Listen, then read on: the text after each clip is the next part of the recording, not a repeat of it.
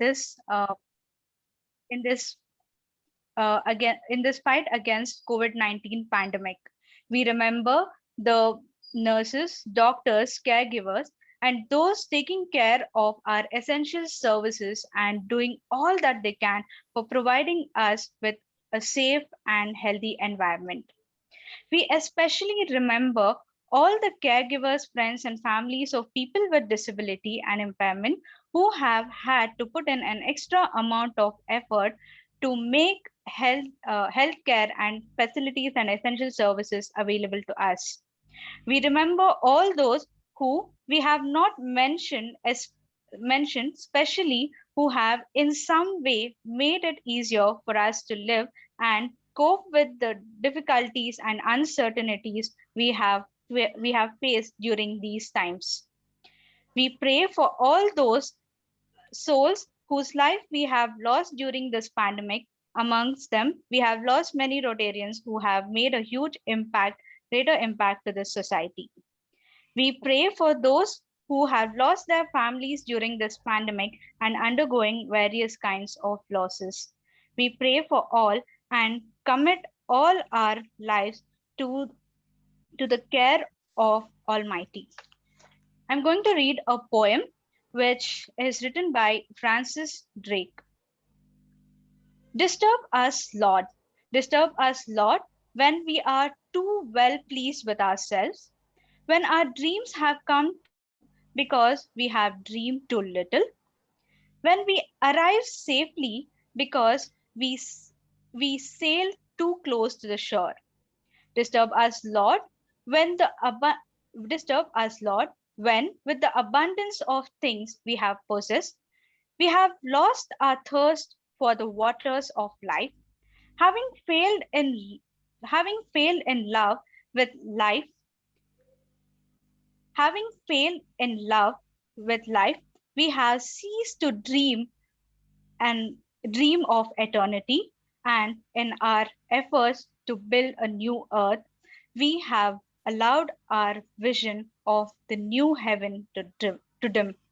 Disturb us, Lord, to dare more boldly to the venture on wider, wider seas, where storms will show your mastery, where losing sight of land, we shall find the stars. We ask you to push back the horizons of our hopes and to push into the future in strength, courage, hope, and love. Thank you so much. Thank you, Chantana. That is wonderful. I now request the President Nagraj to deliver to welcome the gathering.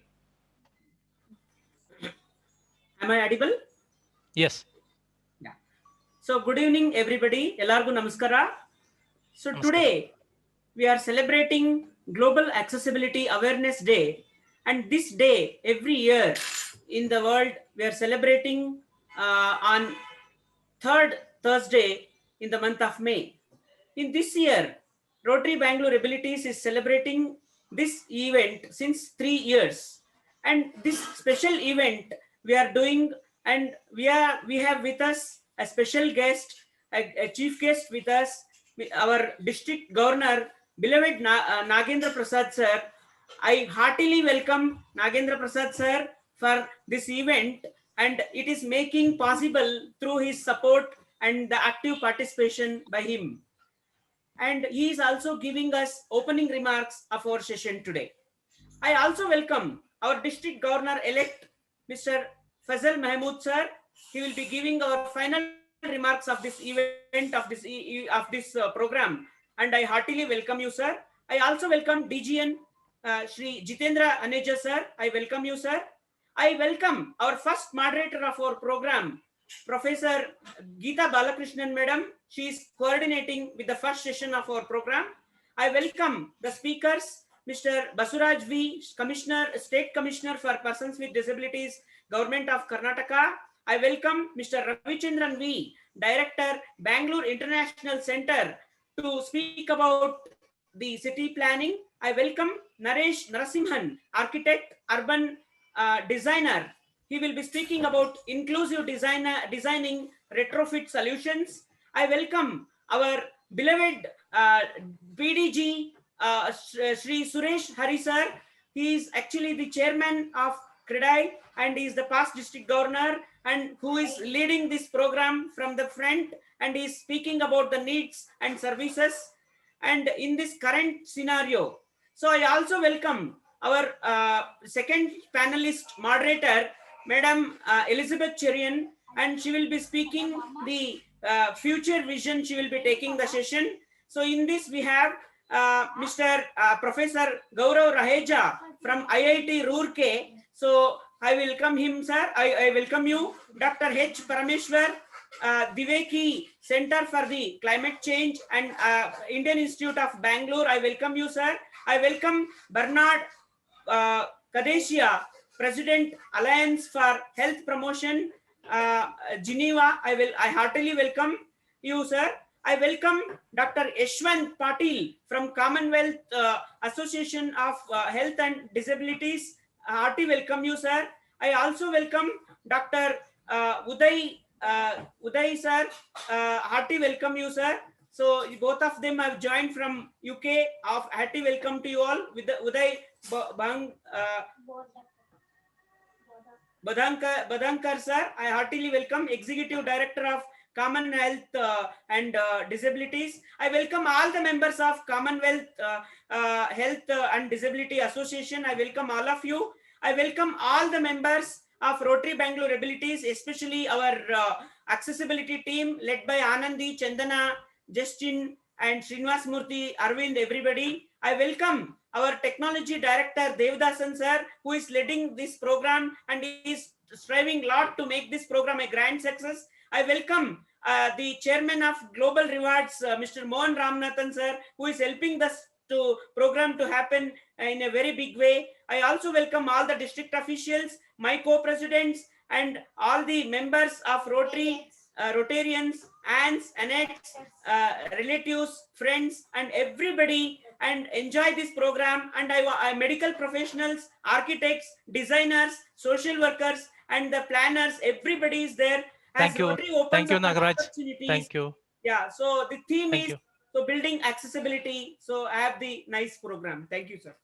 Thank you. Thank you, Nagaraj. It was a little long, but thank you. We have a small introductory video about Rotary abilities.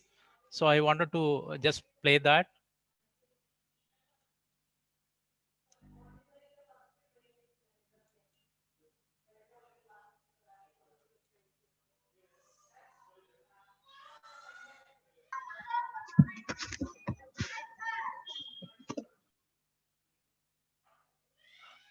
I think Mr. Naresh Narasimhan, I think you have, I gave the host rights to you. Can you give it back? How do I do that? You go and right click and make me as a host. I'll give you co-host. Right click, what do I right click? Just go to the image of Devdasan sir and you next to the mute button, you'll see 3 buttons. Just click on that. There you can see an option of making him host or making him co-host. Better to make him co-host. Yeah, No, I just perfect, changed it to host. Perfect. I just changed it to host. I'll make Naresh as Naresh sir as a co-host. Okay. Okay.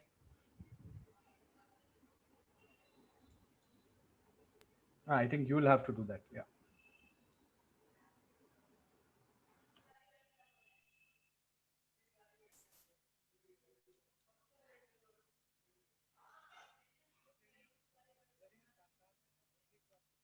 Can you hear? No, I think you'll have to choose the under share screen. At the bottom, there are 2 buttons. You'll have to click on that. On share computer audio and compatible thing, you'll have to click both. Stop the share screen and you can just restart.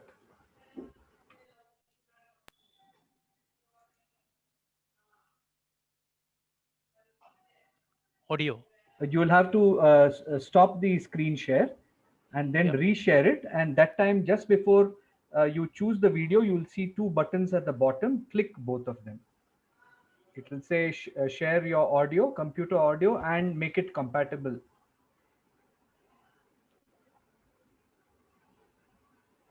Audio. When you say share screen, at the bottom of that, when one box will open, you will have two options of audio, share your computer audio and make it compatible. Okay, fine.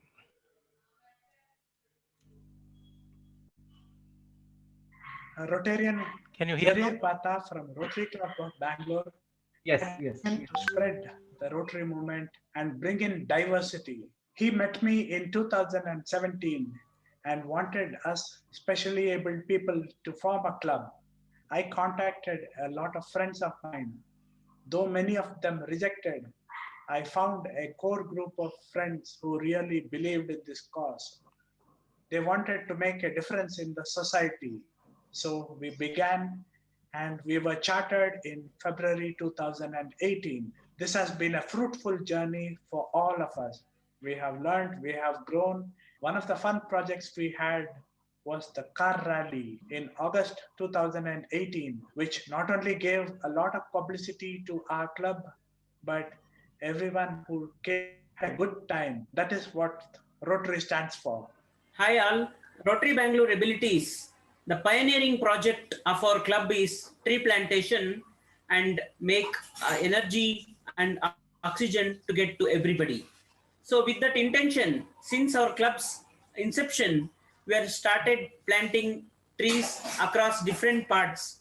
Basically, we covered all the fruit-bearing plants, vegetables, flowers, different medicinal plants, and we also planted across different parts of the state, including Bangalore, Bangalore Rural, Tumkur, Kolar, Chikbalapur, Mandya, and Ramnagar districts. So as of now, since 2021 till now, we have planted more than 5,000 plants. Every year, the plantation is growing in a big way. This year, we have planted in Nagarbavi, with the support of Nagarbavi, 3,000 plantations at Kengeri, Bengaluru University, and 450 fruit-bearing plants at Gauribidnur. And we made one green village at Bagepalli by planting 600 saplings. And now on 5th of June, we are doing one more project of second village, that is in Chikbalapur. We are going to plant another 500 saplings, and we are going to make one abilities park at Mulubagal. Hi all. The flagship program of Rotary Bangalore Abilities is the Unsung Hero Award, which we give out annually on the 3rd of December, which marks the International Day of Persons with Disabilities. This award recognizes people with disabilities who have not been recognized and is given out in the vocational services area. We started this award in the year 2018, which was a joint club event with 6 clubs from the district, and we recognized 10 awardees. In the year 2019, this award became much bigger with participation from more than 15 clubs, where we recognized 8 special awardees. This event also turned out to be an impromptu fundraiser where we raised more than 3.5 lakhs, which was given away to the awardees. Last year in 2020, this award was held over the Zoom platform and it became an all India event and had participation from more than 40 clubs from the district, where we recognized 9 awardees. In the year 2018, we had an international talk by the accessibility head of Google, Mr. Victor Zarin, which was a joint club event of more than 10 clubs. Last year, we had this event on Zoom, which was specifically targeted at creating awareness around digital accessibility, where we had brought in many speakers to speak about the different aspects of digital accessibility. ಎಲ್ರಿಗೂ ನಮಸ್ಕಾರ. ನಮಗೆಲ್ಲ ತಿಳಿದಿರೋ ಹಾಗೆ ಈಗ corona ಒಂದು ಸಾಂಕ್ರಾಮಿಕ ರೋಗ ಎಲ್ಲ ಕಡೆ ಹರಡಿ ಎಲ್ಲರಿಗೂ ಎಷ್ಟು ಸಮಸ್ಯೆಯನ್ನ ತಂದೊಡ್ಡಿದೆ. ಇಂಥ ಸಂದರ್ಭದಲ್ಲಿ ಅಂಗವಿಕಲರು ಮನೆಯಿಂದ ಹೊರಗಡೆ ಬರೋದಕ್ಕೆ ತುಂಬಾ ಕಷ್ಟವಾದ ಪರಿಸ್ಥಿತಿ ಇದೆ. ಇಂಥ ಪರಿಸ್ಥಿತಿಯಲ್ಲೂ ಕೂಡ ರೋಟರಿ ಬೆಂಗಳೂರು ಎಬಿಲಿಟೀಸ್ ತಂಡದಿಂದ ನಾವು ಹಲವು ಕಾರ್ಯಕ್ರಮಗಳನ್ನ ಹಮ್ಮಿಕೊಂಡಿದ್ವಿ. ಅದರಲ್ಲಿ ಪ್ರಮುಖವಾಗಿ ನಾವು ಎಲ್ಲ ಕೊರೋನಾ ಕಾರ್ಯಕರ್ತರಿಗೆ, ಪೊಲೀಸ್ ಕೆಲಸ ಮಾಡ್ತಕ್ಕಂಥವ್ರಿಗೆ ಆಗಿರ್ಬೋದು, ಹಾಗೆ ಆಸ್ಪತ್ರೆಗಳಲ್ಲಿ ಕೆಲಸ ಮಾಡ್ತಕ್ಕಂಥ ಎಲ್ಲ ಕೊರೋನಾ ವಾರಿಯರ್ಸ್ಗಳಿಗೆ ಕೂಡ ನಾವು ಆಕ್ಸಿಮೀಟರ್ಸ್ ಹಾಗೇನೆ mask, sanitisers and PPE kit ಮತ್ತು ಇನ್ನಿತರ ಎಲ್ಲ ಮೆಡಿಸಿನ್ಸ್ಗಳನ್ನು ಕೊಟ್ಟಿದ್ದೀವಿ. ನಾವೇ ಸ್ವತಃ ಎಲ್ಲರಿಗೂ ಹೋಗಿ ತಲುಪಿಸಿ ಬಂದಿದ್ದೀವಿ. ಅದಲ್ಲದೆ ನಾವು ಸುಮಾರು ಅಂಧ ಫ್ಯಾಮಿಲಿಗಳಿಗೆ ರೇಷನ್ ಕಿಟ್ಸ್ಗಳನ್ನ ಕೊಟ್ಟಿದ್ದೀವಿ. ಅದಲ್ಲದೆ ಕೊರೋನಾ ವಾರಿಯರ್ಸ್ಗಳಿಗೂ ಕೂಡ ರೇಷನ್ ಕಿಟ್ಸ್ಗಳನ್ನು ಕೊಟ್ಟು ಸಹಾಯ ಮಾಡ್ತಾ ಬಂದಿದ್ದೀವಿ. Hello friends, my name is Rotarian Zarir Bata, past president of Rotary Club of Bangalore. If ever there was an idea whose time had come, it was Rotary Bangalore Abilities. While there were many doubting Thomases, I was convinced that a Rotary Club with special members would contribute as much, if not more, to society as any other Rotary Club. With total support from my encouraging district governor, Rotarian Asha Prasanna Kumar, the club was started on 5th February 2018. RBA is history in the making. The charter president, Rotarian Justin Phillips, 2017-18, led from the front and laid a strong foundation along with his successor, Rotarian Subramani, 2018-19. President Rotarian Anandi Vishwanathan, 2019-20, took the club several notches up with some fine projects bringing national and international attention to RBA. And who in Rotary does not know the one and only Nagraj, President 2020-2021, the most popular Rotarian in District 3190. Come 21-22, the club will be in the able hands of President Arvind and Secretary Kranti, who, supported by their excellent members, are sure to make a huge difference when they go forth to serve to change lives. RBA members have always been first off the blocks, whether it's the district governor's call for a service project or contribution to the Rotary Foundation. The RBA story till now will be incomplete without mention of committed Rotary stalwarts who have vigorously supported RBA as their assistant governors. Past President Rotarian Naveen Karyappa, past President Rotarian Devadasan, and past President Rotarian Shashikala. I am happy to see that Rotary has been a life-changing experience for RBA members. But it's also correct to say that RBA members with their special abilities, humility, and happy outlook have touched the lives of all Rotarians in District 3190, as well as the communities that they serve. Testimony to this is how RBA inspired the formation of yet another club of members with special abilities in Ahmedabad. And one looks forward to other such Rotary clubs in India and overseas in the near future. Rotary Bangalore Abilities, may your tribe increase.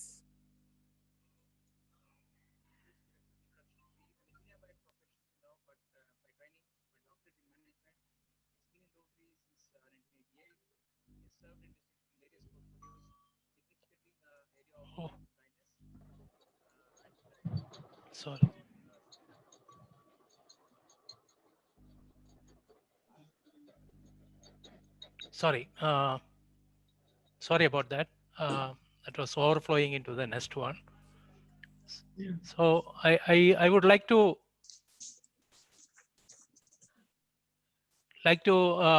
request Dr. Uday Bandonkar, who is the Executive Director of COMHAD UK, to make his presentation. Good evening to all of you. At the outset, I would like to place on record my deep sense of gratitude from Commonwealth Association for Health and Disability to Rotary District 3190, Rotary Club of the Abilities, Bangalore, and to Commonwealth Association for giving us opportunity to be a partner in this humanitarian project of Accessibility Now 20 and Rotary Open Opportunity. I would like to welcome the Honorable District Governor B.L. Nagendra Prasad, Rotarian Anandi Vishwanathan, of course, the President Dr. Rotarian Nagraj, Rotarian Chandan Chandrasekhar, Lieutenant Nagaraj H. and Mohan Ramanathan. And of course, our patient of COMHAD, Dr. Ashwan Patil from America, Dr. Paramesh, who is my friend, Dr. Elizabeth, who was instrumental in connecting a bridge between COMHAD and Rotary, of course, and respected Madam, who has joined his advisor, UNICEF advisor, Dr. Kapade, Dr. Suple from Canada, Dr. Upadhyay, Vice President National from IAP, Dr. Raikar, Dr. Sundar Reddy, and almost all of the guest speakers, all chairpersons, all esteemed members of Rotary Club Bangalore, and honorable members and EVM of Commonwealth Association UK. At the outset, before going into my preamble, I would like to present to you my slide on COMHAD. Can you see the slide? Yep. Yeah. So Commonwealth Association was established in UK in 1983 with support from Commonwealth Foundation, and our patron is Queen Elizabeth, the Queen of England. One of the Commonwealth Health Professional Association, it is in association official relation with WHO since 1990. And you will be glad to know the founder of this COMHAD UK in 1983 is late Dr. Pandurangi, who hailed from Bangalore. And we all indebted to him only and his family. It is working in the health and development field, focusing on preventive healthcare. It is actively involved in promoting health development, exchange of expertise, and country training and education and health in 54 Commonwealth countries are our members of Commonwealth UK. Next one. Now, what are our aims? In short, our aim is to provide education and research in health and disability for quality of life, which is what you are Rotary, you are giving the salute to, by raising awareness,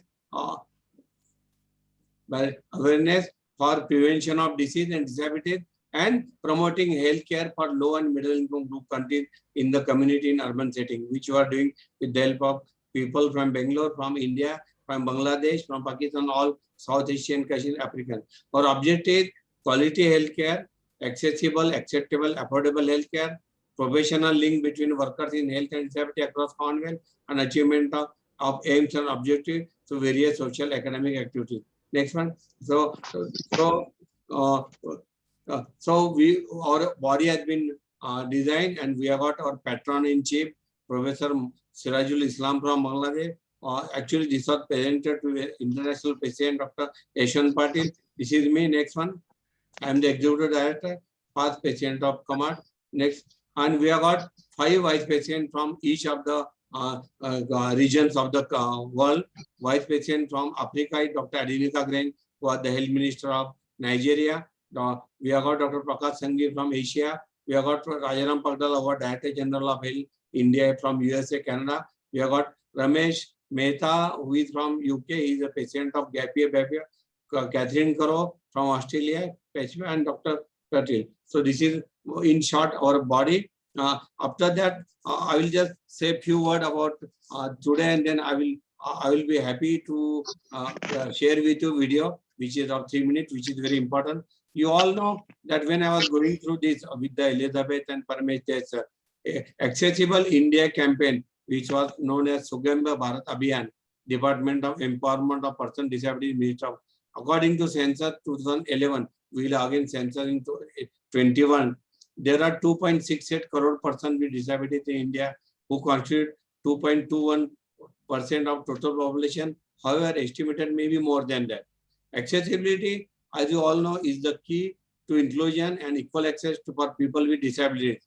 And accessible barrier-free environment is the first step toward fulfilling the right of people with disabilities to participate. Accessibility for people with disabilities were recognized as a right in India with the passage of the Person with Disability Act, which was there since 1994, which was modified in 2017. You will be happy to know that Honorable Prime Minister Narendra Modi in 2015, he constituted the Department of Empowerment of Person with Disabilities, Minister of Social Justice, had launched Accessible India campaign, which is known in Hindi as Sugamya Bharat Abhiyan, as a nationwide flagship campaign for achieving universal accessibility for persons with disabilities and to create an enabling and barrier-free environment with a focus on 3 verticals: This is very important because today we have got almost all challenged people. We could see them. Prayer was also good with my. So build environment, public transportation, and information and communication technology. View of the above, the following objective and target were same. In 2 words, I will say the target was to make at least 50% of the government buildings disabled friendly under the campaign in each of the state capital and central capital till the end of May 18. But unfortunately, this target has not been achieved 50%. It is way behind. It is only 25% when I went into the logistics. And make 25% of the public transport vehicle under government disabled friendly till mid 2017. It was launched by Honorable PM Narendra Modi on 3rd December 2015, 5 years ago. Lot of things to be done. I really compliment Rotary International, Rotary Club of Bangalore for taking initiative, which will definitely pave way for making accessible to all the people. Maybe if not 2018, 2021, but by 2025, within 5 we should be able to make more than 80 to 90, 100% accessible to all.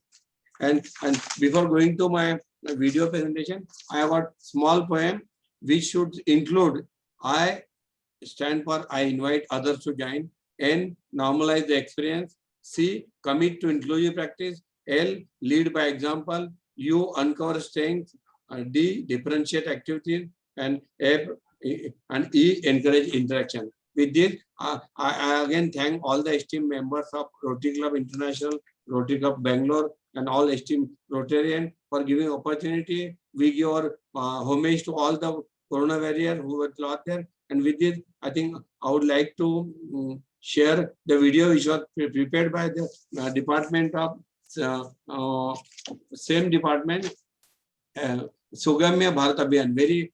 Very impressive video we are going to see. And up to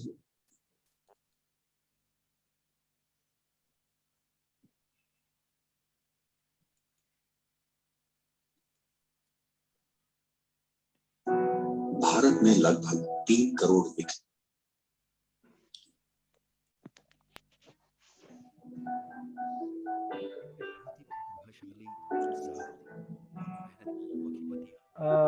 Bharat में लगभग 3 करोड़ विकलांगजन हैं।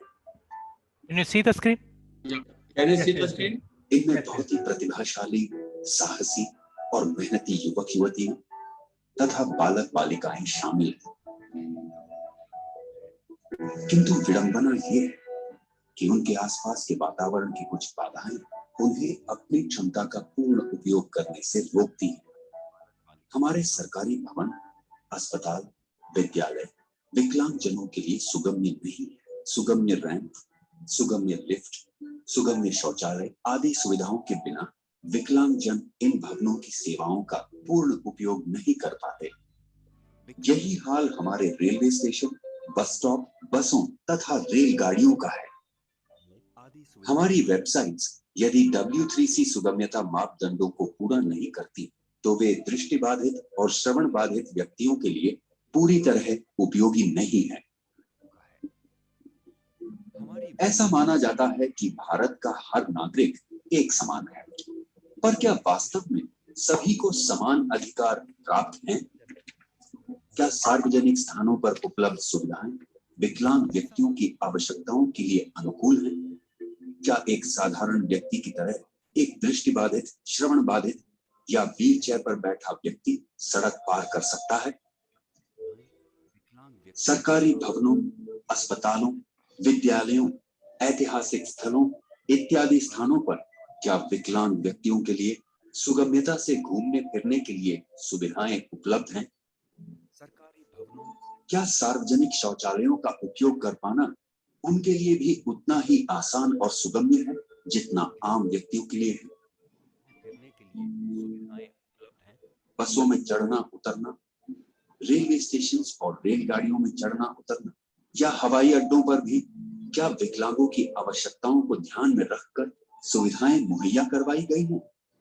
TV पर सभी सामान्य व्यक्तियों की जरूरतों और मनोरंजन को ध्यान में रखकर कार्यक्रम बनाए और प्रस्तुत किए जाते हैं।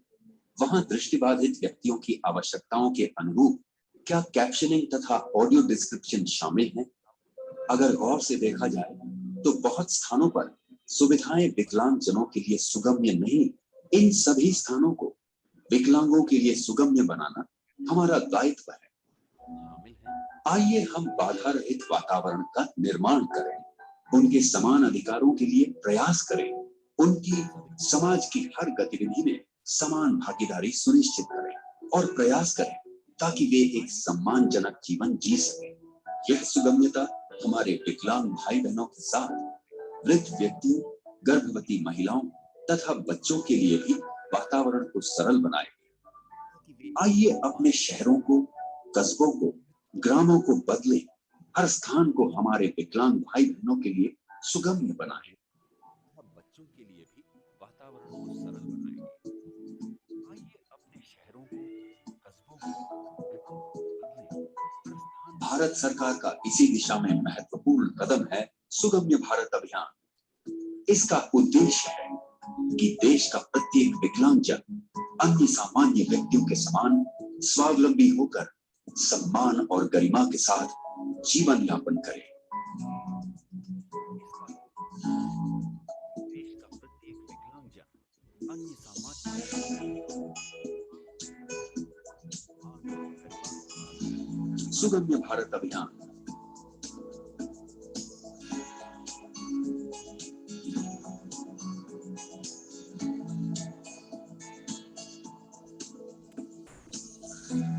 सुगम्य भारत, सशक्त Bharat.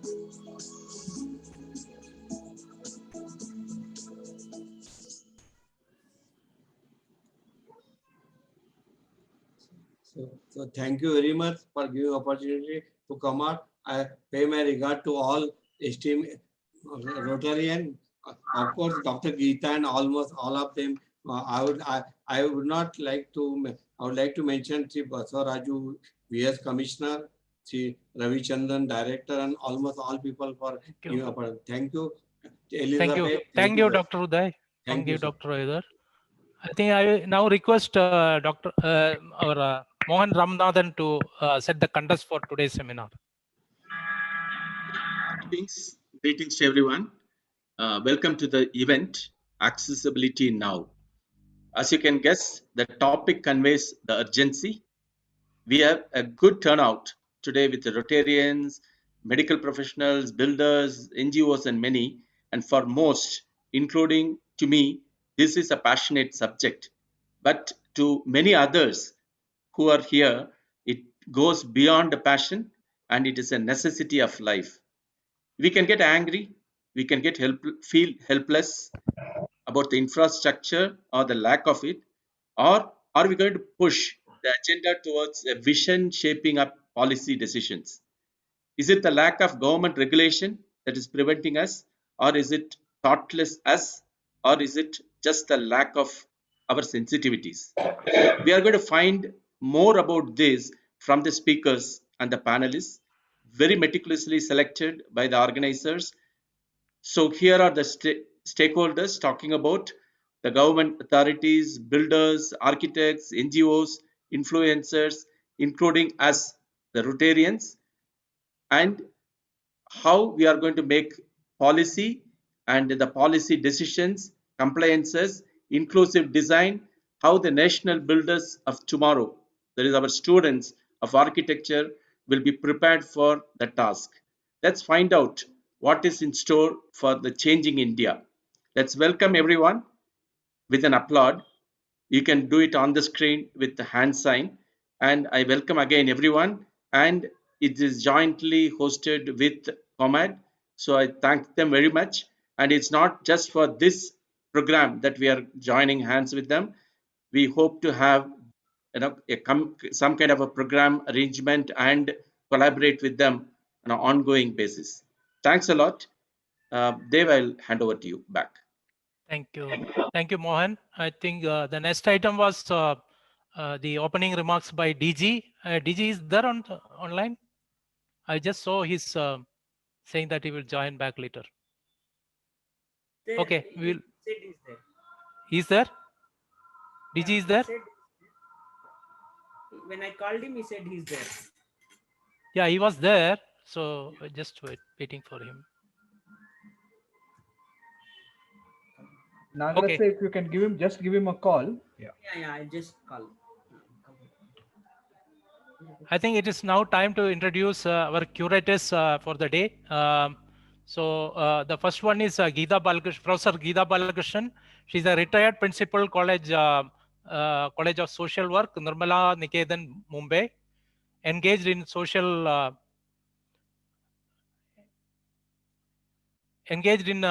work education practice for more than 32 years, and directed a field action project, Angur, working with children with a disability in 18 MCGM run schools in Mumbai.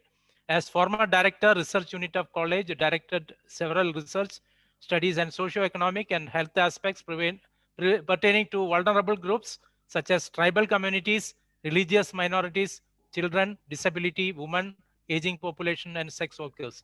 I'm just giving a brief introduction about her. And moving on to the next curator will be Rotarian Professor Elizabeth Cherian Paramesh. She is the Vice President of Alliance Health Promotion Geneva, International Coordinator for COMHAD UK, and is the immediate past President of Rotary Club of Bangalore. And she got many awards, and some of them are Kannada Rajyotsava Award 2000 and Times Power Woman Award in 2019, Woman Achiever Award from Garden City University in 2020, National Woman Changemaker Award in 2020. So with this brief introduction, I will now hand over the proceedings to the first curator, Professor Geeta. And this is the agenda mainly for the next session. Geeta will explain to them. Yeah, good evening, everyone. Good evening. Good evening. As we all are aware, for the world's over 1 billion persons with disabilities, accessibility is a precondition for enjoyment of. Yes. Excuse me, DG sir has just joined. He will give. Sure. Yes, DG sir, you can go ahead, sir. So Thank you, Nagraj. So actually, I logged in at 7 o'clock. You know that we have two programs going on. The ICGF, which is one of the bigger program going on in the district. Good evening, Elargo Namaskara. So I'm really happy to be here in spite of this busy schedule today. I think because it is for the Skyrocket President Nagraj. I think this club I've been directly or indirectly associated from the day one, thanks to Zarir Bata, because he gave me an opportunity for the installations and so on, and one after one, and especially this year, because of Nagraj getting more involved as my Skyrocket President. And I'd also like to for the today's program, I think, let me congratulate Elizabeth Cherian and everybody, each and everybody who have associated today. I see a lot of dignitaries. I also see my past district governor, Suresh, who was logged in from US. So I always believe that, God gives us gifts, two gifts. One is the choice, the other one is a chance. The choice of good life, and the chance to make it the best is in our hands. And I think this club, Rotary Ability, they have been doing such a fantastic job from the day one, and I have been seeing, and especially this year, the amount of the positiveness, the amount of zeal and passion what our Nagraj has shown, this Skyrocket Nagraj, who has been ably helped by his whole club. I think that is something fantastic, which I cannot, I have no words to talk about it. And I think everybody just likes this club, and everybody wants to, support this club. I think Elizabeth ma'am, I think really thank you on behalf of the district for taking so much of pain and arranging everything. And also I see that today there was a beautiful article on the Deccan Herald itself, one of the leading newspaper. I think that shows the public image of this club.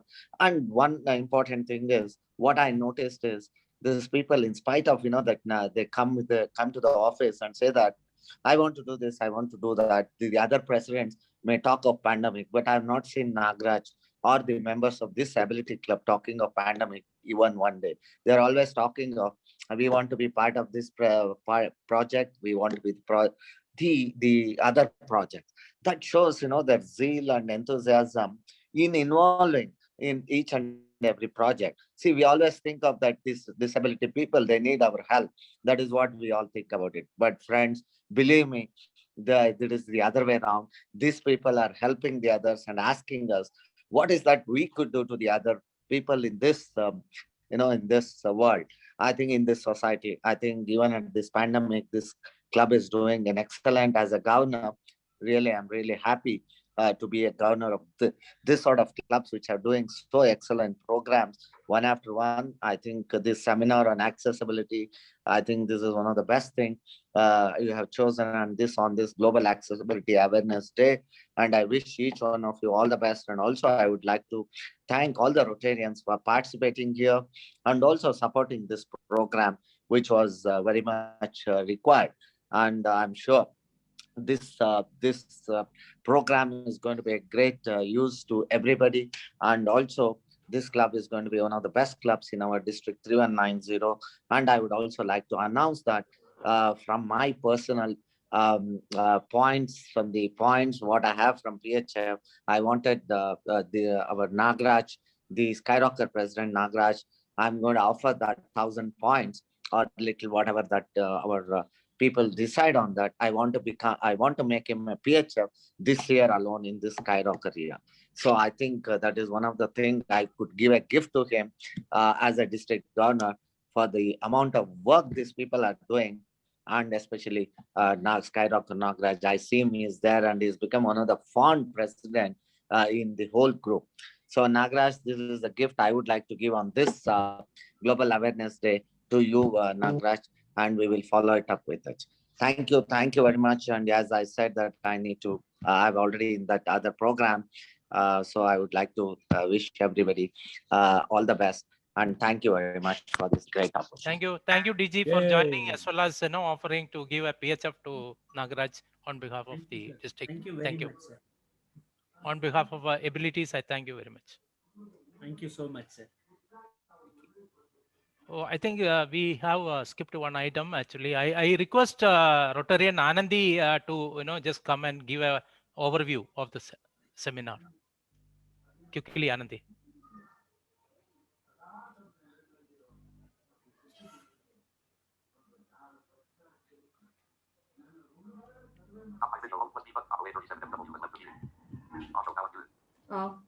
Thank you, Rotarian Devdasan. Good evening, everybody. Good evening, everybody. So I wanted to start by giving an overview on accessibility, just giving an idea on what accessibility is. So for most of us, accessibility, we associate accessibility with only with persons with disabilities.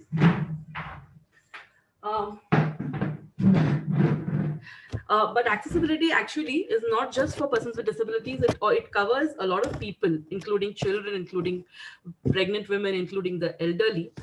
And accessibility is about making things usable, whether it is a thing or it is a place, whether it's virtual or physical, to make it usable for all. And by making things usable and making things accessible, we make it possible for all persons to participate in all aspects of life. So you have already seen like how Rotary Bangalore Abilities has been pioneering projects on accessibility.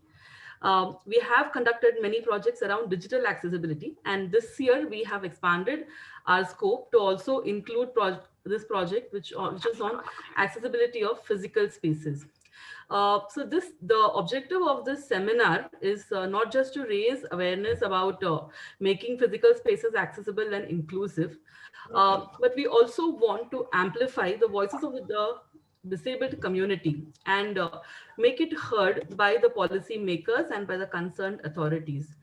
We also want to highlight the importance of making the key areas of function, the places of function accessible, which includes the homes, includes schools and colleges, which includes public spaces, which includes workplaces, monuments, because by not making these places accessible, we are actually making a lot of people both economically and socially dependent and leaving them out of opportunities for growth and development.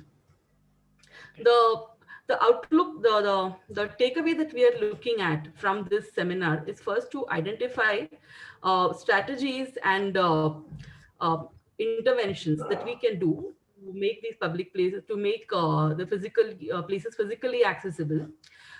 We are also looking, we are also going to be listening to our speakers carefully and taking away impressions, because we are going to be tabling a resolution which we will be sharing with all of you.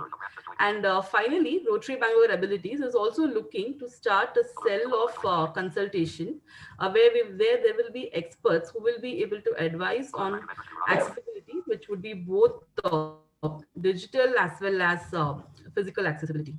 And finally, before I close, I want to express my gratitude to our team of mentors. Firstly, PDG Rotarian Suresh Hari, who has been our pillar of strength, who has been guiding us right from the beginning. He's also Thank you, Anandi. Yeah. Thank you, Anandi. Sure, sir. Yeah, thank you. Over to Professor Geeta. Yeah, good evening, everyone. Let me come straight to the point because we are really running short of time. Yep. We are into the first main session, which is the current scenario. We all know that for the world's over 1 billion persons with disabilities, accessibility is a precondition for enjoyment of human rights and is a main means for economic, social, cultural, and political empowerment, participation, and inclusion. Now, I feel that as the self-concept of persons is impacted by the social environment that we live in, the aim of this seminar is to stimulate participants to exchange ideas and practices and work towards creating a model for cutting-edge policies and services for persons with disability with persons with disability. So as we start our first main session 1, it is my privilege to introduce our first speaker of this evening. Optimism is the faith that leads to achievement. Nothing can be done without hope and confidence. This is said by Helen Keller, and this is the principle followed by Sri V.S. Basavaraju, who will speak to us on the future direction in Karnataka and requirements. Sri Basavaraju was the former state commissioner appointed by the government of Karnataka under the Rights of Persons with Disability Act. He's a graduate in education from Bangalore University, has done his special education, and also holds a certificate in management from Tata Institute of Social Sciences, Mumbai. He has worked for more than 3.5 decades in the disability sector, and he has done a lot for the upliftment of people with disability, both in urban slums in Bangalore as well as in rural Karnataka. His work has helped expand services to 14 districts of North Karnataka. Sri Basavaraju has also presented several papers on various issues of disability, both nationally as well as internationally. Respected sir, we welcome you to make your presentation.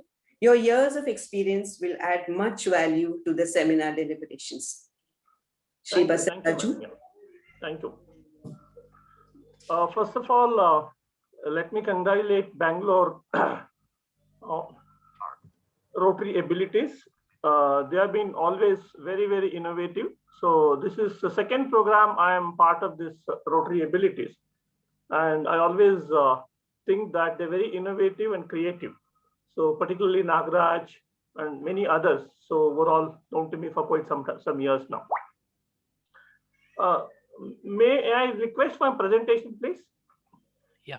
In the meantime, I think many people who already spoken set the good context. And I think what I'm going to share, some of my own personal experiences, personal journey, while I'm connecting to the Act, because it's also very important for all of us to remember that this piece of legislation gives a kind of, it's a good tool for us in order to get things moving. I think that is the reason why I choose to use the Act and try to sort of build an understanding what needs to be done, all of us. I think when we talk about accessibility, I think we are talking about not just people with disability, we're mainly speaking about over 1 billion people, I think, which is roughly about 15% of the total population at some point, I mean, which includes senior citizens, children, people who are temporary disability, all these people need accessibility. So therefore, I think the fundamental principles of this accessibility is to ensure, as part of the United Nations Rights of Persons with Disability, Convention of Rights of Persons with Disability 2006, which Government of India has accepted. Only based on that, the 2016 Act has emerged. I think it very clearly states that as a society, it is important for us to ensure the respect for inherent dignity for all people with disability. Of course, they should promote, the accessibility should ensure the freedom of individual choices and independence, not only for people with disability, for the carers, for the institutions and so others. Of course, as a society, we need to ensure non-discrimination. Even today, we have seen that many a thing, I think, may not be very intentional, knowingly, unknowingly. So we all just do it because we lack that understanding. So therefore, it's important that we need to keep in mind. So the principle is non-discrimination. So that means inclusion everywhere. So this should really lead to an effective participation in everything. Like the best example is how Rotary has exclusively set up Rotary abilities. I think the leadership churning only will happen here, and getting connections to a lot of other leaders, influencing how your PDG was talking just now. Mr. Nagraj, is sort of a very enthusiastic. He is loved by everybody. So only when there's an opportunity, these things can happen. Of course, we all need to accept person with disability as part of human diversity and humanity. I think this is the basic principle on which this is being done. So I would like to sort of expand a slightly bit more. See, while we are developing the Act, we really looked at it really not just enough. Only we talk about the government. So it is the establishment. It could be private, it could be service organizations or anybody.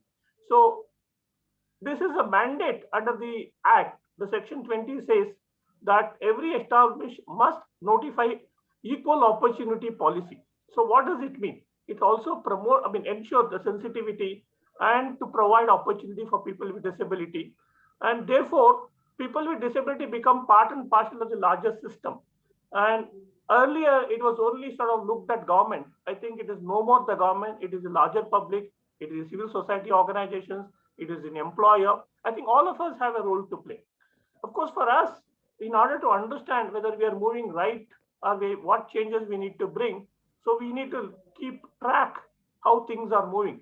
So there is Acts also provisions, the establishment, to maintain the certain records. This will help us do some kind of, quick glance and see what way we can help and support.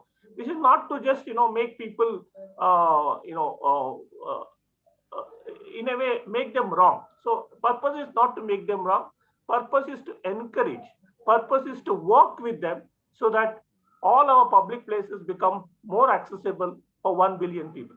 Of course, we do have a provision under the Section 23, the appointment of grievances redressal officer, so that it gives an opportunity for people with disability and the family to have one-point contact, and also equip that particular person in an organization. What are the various issues, what we need to do, how we can support them, and so on and so forth. So therefore, this is very, very critical for them to have a kind of a one-point contact, which is a grievance redressal officer. Of course, moving on to some kind of standards that we need to have as a country, the Section 40 clearly lays down the accessibility standards for physical environment, the transportation, information and communication, which includes technology and systems. So I think these are the three pillars which Dr. Uday Banderkar was earlier spoken around. I think it's very, very critical. We already have kind of guideline that is issued, what kind of standard need to, very, very elaborative, about 600-page guidelines we brought out by Government of India, which is mandatory for everybody to follow. And of course, we have been training, we have been hand-holding, we have been supporting, and I think what our own experience has been, wherever new buildings are there, is much easier to do. And wherever the existing building, so there is a real challenge for all of us. I think we need to really put some more time and energy, how we need to innovate to some of the very, very important buildings where people with disability and all others extensively use, extensively needed them. I think that's one area that we need to do a lot more work. For Sugamya Bharata is certainly a step forward, which is launched by our Honorable Prime Minister. I think things have been set in a motion, but I think it has to take certain shape and certain leadership from an organization like you to move forward. And of course, most important thing is it is an era of information and communication and technology. So just not only physical environment, we need to ensure all our digital accessibility is very, very critical, so that the section 42 exclusively deal with that. So it ensures that sign language, captions to be provided, so that the whole purpose is how do we promote individual, can do their own jobs. And this also sort of reduce the burden on the family and the special institutions, which are highly burdened today. And of course, is a mandatory for people, whoever, to provide some kind of audio description. And sometimes some people need a larger print. And we have been working very closely with electronic media, particularly for a sign language and all that. Some of the media has already shown a very, very positive, outlook. And you could see some newses are covered with sign language interpreter. I think it's a long way to go, but the beginning has been made. Of course, section 43 also speak about, speak about consumer goods, particularly, universal design products and distribution. I think we are more and more trying to put more time and an effort.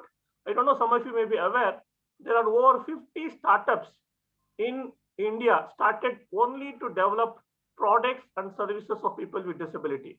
In Bangalore, I myself am very closely associated with ATF, Assistive Technology Forum.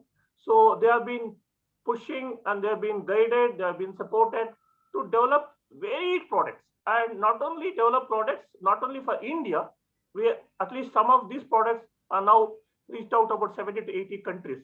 So which is very, very good. I think what I would request the Rotary kind of a group, I'm sure many of you are entrepreneurs, many of you are running industrialists, you should mentor, guide, and support these kind of groups, how to take these products to a scale. I think the biggest issue for us in India, what we are failing is to a scale and how to reach to large number of people. I think we would like to really work very closely with this group so that we'll be able to do a lot more work. Of course, in order to ensure that, whether things are moving, and not only for public, it's also for the government, its own schemes, its own programs. So we are setting some kind of a system so that the social audit can happen, so we can publish it, so that this will help and guide for a policy change.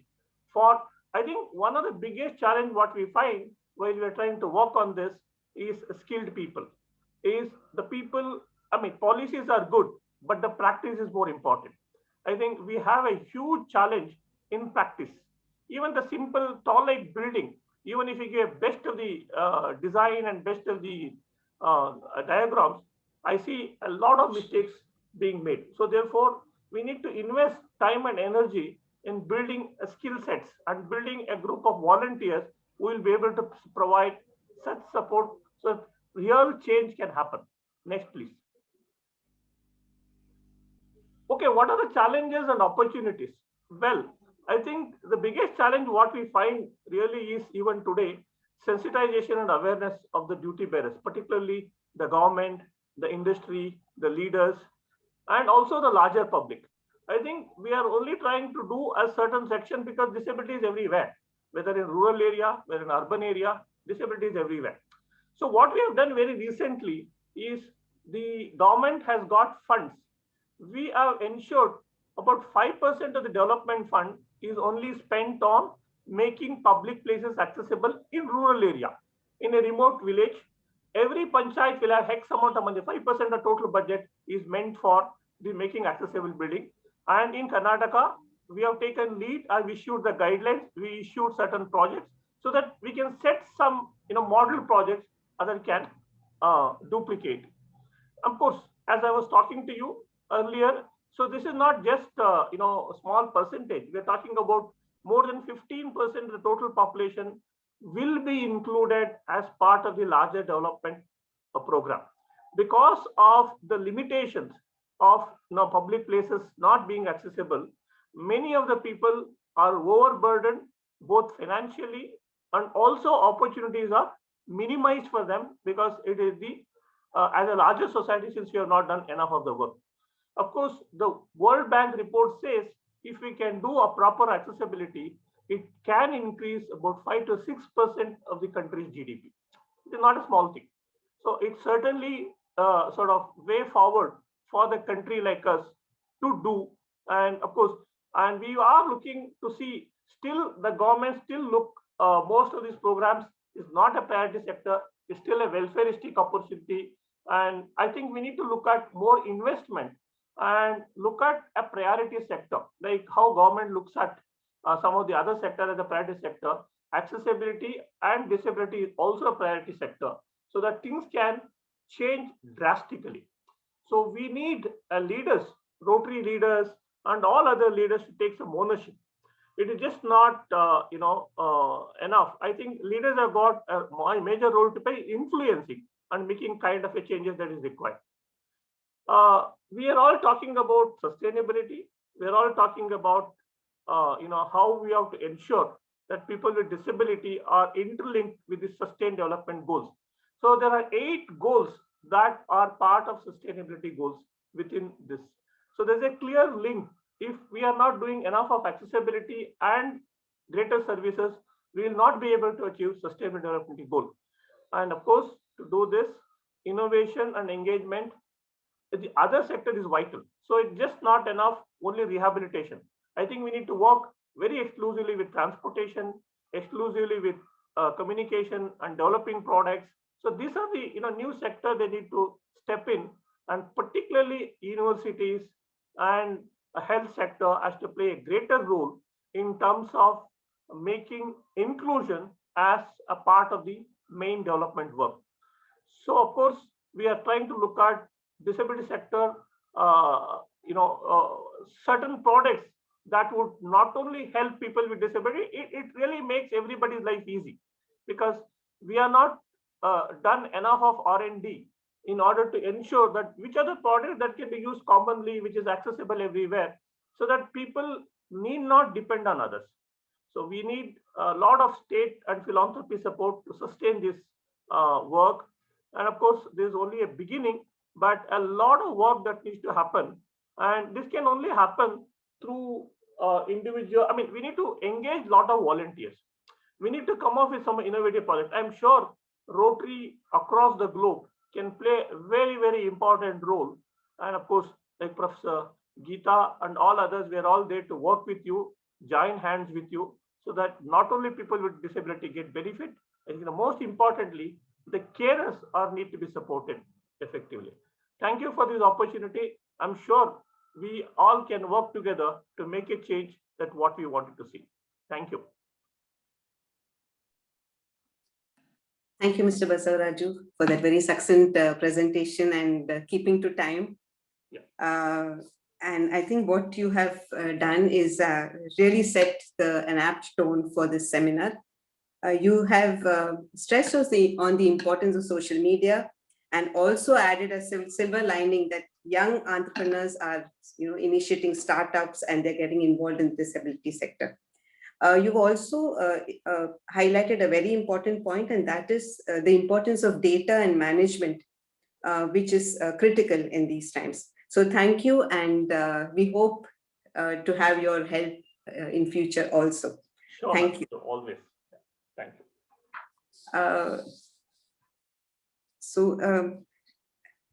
With a small change in the program,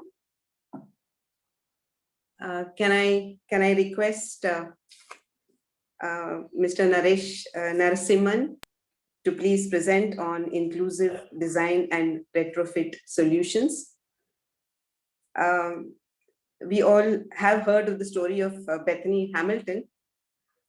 She was a rising surf star, and she survived a shark attack at the age of 13. And despite having only one arm, she returned to professional surfing. She said, "I don't need easy, I just need possible." It's another pleasure for me to introduce Mr. Naresh Narasimhan. He's a practitioner and leader with over 34 years of experience in architecture and urban design. He has contributed substantially to urban development as an urbanist, activist, and creative entrepreneur. He's the co-founder of Bangalore Agenda Task Force, BATF. He's a co-founder of MOD Institute, an international collective of urban designers, and also the founder of Nama Bangalore, a co-working space and business accelerator. He also regularly advises the government agencies on infrastructure development. He's from the Manipal Institute of Technology, a very prolific speaker. He has been invited to lecture at several national and international events. In his presentation, Mr. Naresh Narasimhan will set out his recommendations for technology adaptation in accessibility. Yes, over to you, Mr. Narasimhan. Yeah, can you allow me to present, give me the presenting right? Share screen, am I allowed to do that? Yeah, fine. Yeah, I can do that. Yeah. Thank you all for giving me an opportunity to address all of you. I am a practicing architect, and I'm part of a large firm of architects, and we've been, it's called Venkatraman Associates in Bangalore, and we've been in the practice for about 50 years now. This is our 51st year. And one of the key principles that we use as a non-negotiable factor in all our buildings is the right of accessibility to all. The idea to make building design inclusive right from the word go. It's not something that's added on later. And all our projects are accessible to all persons with disabilities as a hygiene factor, as it's like a given. It's not a negotiable thing. Of late, I have been involved a lot with the city of Bangalore, and many of you would have seen some of the projects. I will highlight as some of them. And I would like to start my presentation by sharing my screen, and we'll take it from there. Just 1 minute.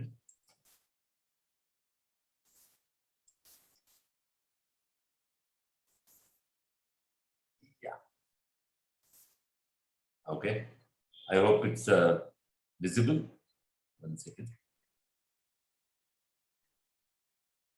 Yeah, is it visible? Is it visible? Yes, yes. Naresh is visible. Excellent, excellent. Yeah. So, many people wonder what this kind of step design is, and it's there in only 2 places in Bangalore. One is at the Alliance Française, which is a French institute. It was built almost 40 years ago in Miller's Tank, and also it's there in the metro station on Church Street. This is a very simple example of how to give access into a building which does not segregate the ramp from the steps. You also are able to access this building for disabled people along with steps for everybody else. And I always thought this was a great example of how not to segregate access to public spaces. Right? Indian cities are very complex places, and just 1 second. Sorry. Yeah. Indian cities are very complex places. This is a typical street in India, could be anywhere in India. And you have this complex mix of vegetables, vendors, pedestrians, people generally hanging around, and everybody has to have a place in this, and there has to be everyone also has to be in their place. Many times in places like this, we start wondering what makes an inclusive city. An inclusive city, as opposed to just a smart city. A smart city, according to me, should be redefined in the Indian context. It should be accessible, it should be resilient, it should be affordable, and it also should be sustainable over the long term. So what happens is that many of these public spaces in India are not accessible to people with disabilities, and that is very annoying. And disability does not mean only people with physical disabilities. There are also people with issues with affordability, whether the environment is able to support their livelihood and activity and so on. And I call that another kind of disability. What is the problem with most of India is you cannot believe that we have this whole culture of building high compound walls around everything. This is the Information Technology Park in Bangalore. The picture on the right shows like an image which could be anywhere in the world, and we're all very proud of it that it's in Bangalore. But this is the compound wall of it. And this is what happens just outside the this thing. The so-called footpath is 2.5 feet above the ground. God alone knows why. And people use it as a vendor space. And there is no place that this kind of dysfunctional urban edge is very common in Indian society. And it's time to start looking. It's not enough to just get the inside of our compound walls right. I think India has to start focusing on we have to start making our outdoors as good as our indoors. It's a fundamental problem in India. And this is a common sight you see every day in Bangalore, particularly all over India, but particularly I've seen this. And the ironic part of it, you see the sign behind. It says Women Helpline number. Is that the helpline you call for getting into you think you can call this every time to get into a bus? And we don't have ramps, and they're making some attempts now, but this is not the way to design our cities so that our footpaths are too high and inaccessible to people on wheelchairs or people with disabilities. Our infrastructure has become extraordinarily vulnerable.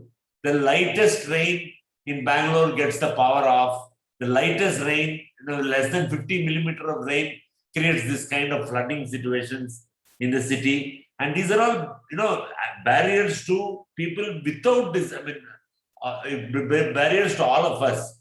To people with disabilities, these are impenetrable barriers. You cannot even think of going out or doing anything.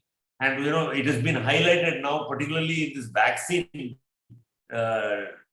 trauma that we are all going through, that people with disabilities there is no provision at all to take care of vaccine. And we all, about 10 days back, I have made a huge fuss saying that, you have to have a separate category to vaccinate people who are not able to fill out, Aadhaar card and fill out some COVID app and all that.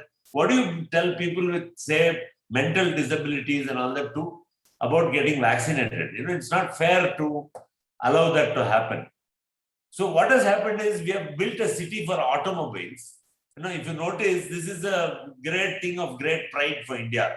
We have built this big ring road or this, fancy road to go to an airport. And if you see, the only people in the photograph are the gardeners maintaining the garden in the middle, which nobody can access. And on both, we build a city for automobiles, not for people. And it's time to change this way of doing design and copying blindly stupid ideas from the Western world or even from the Chinese world.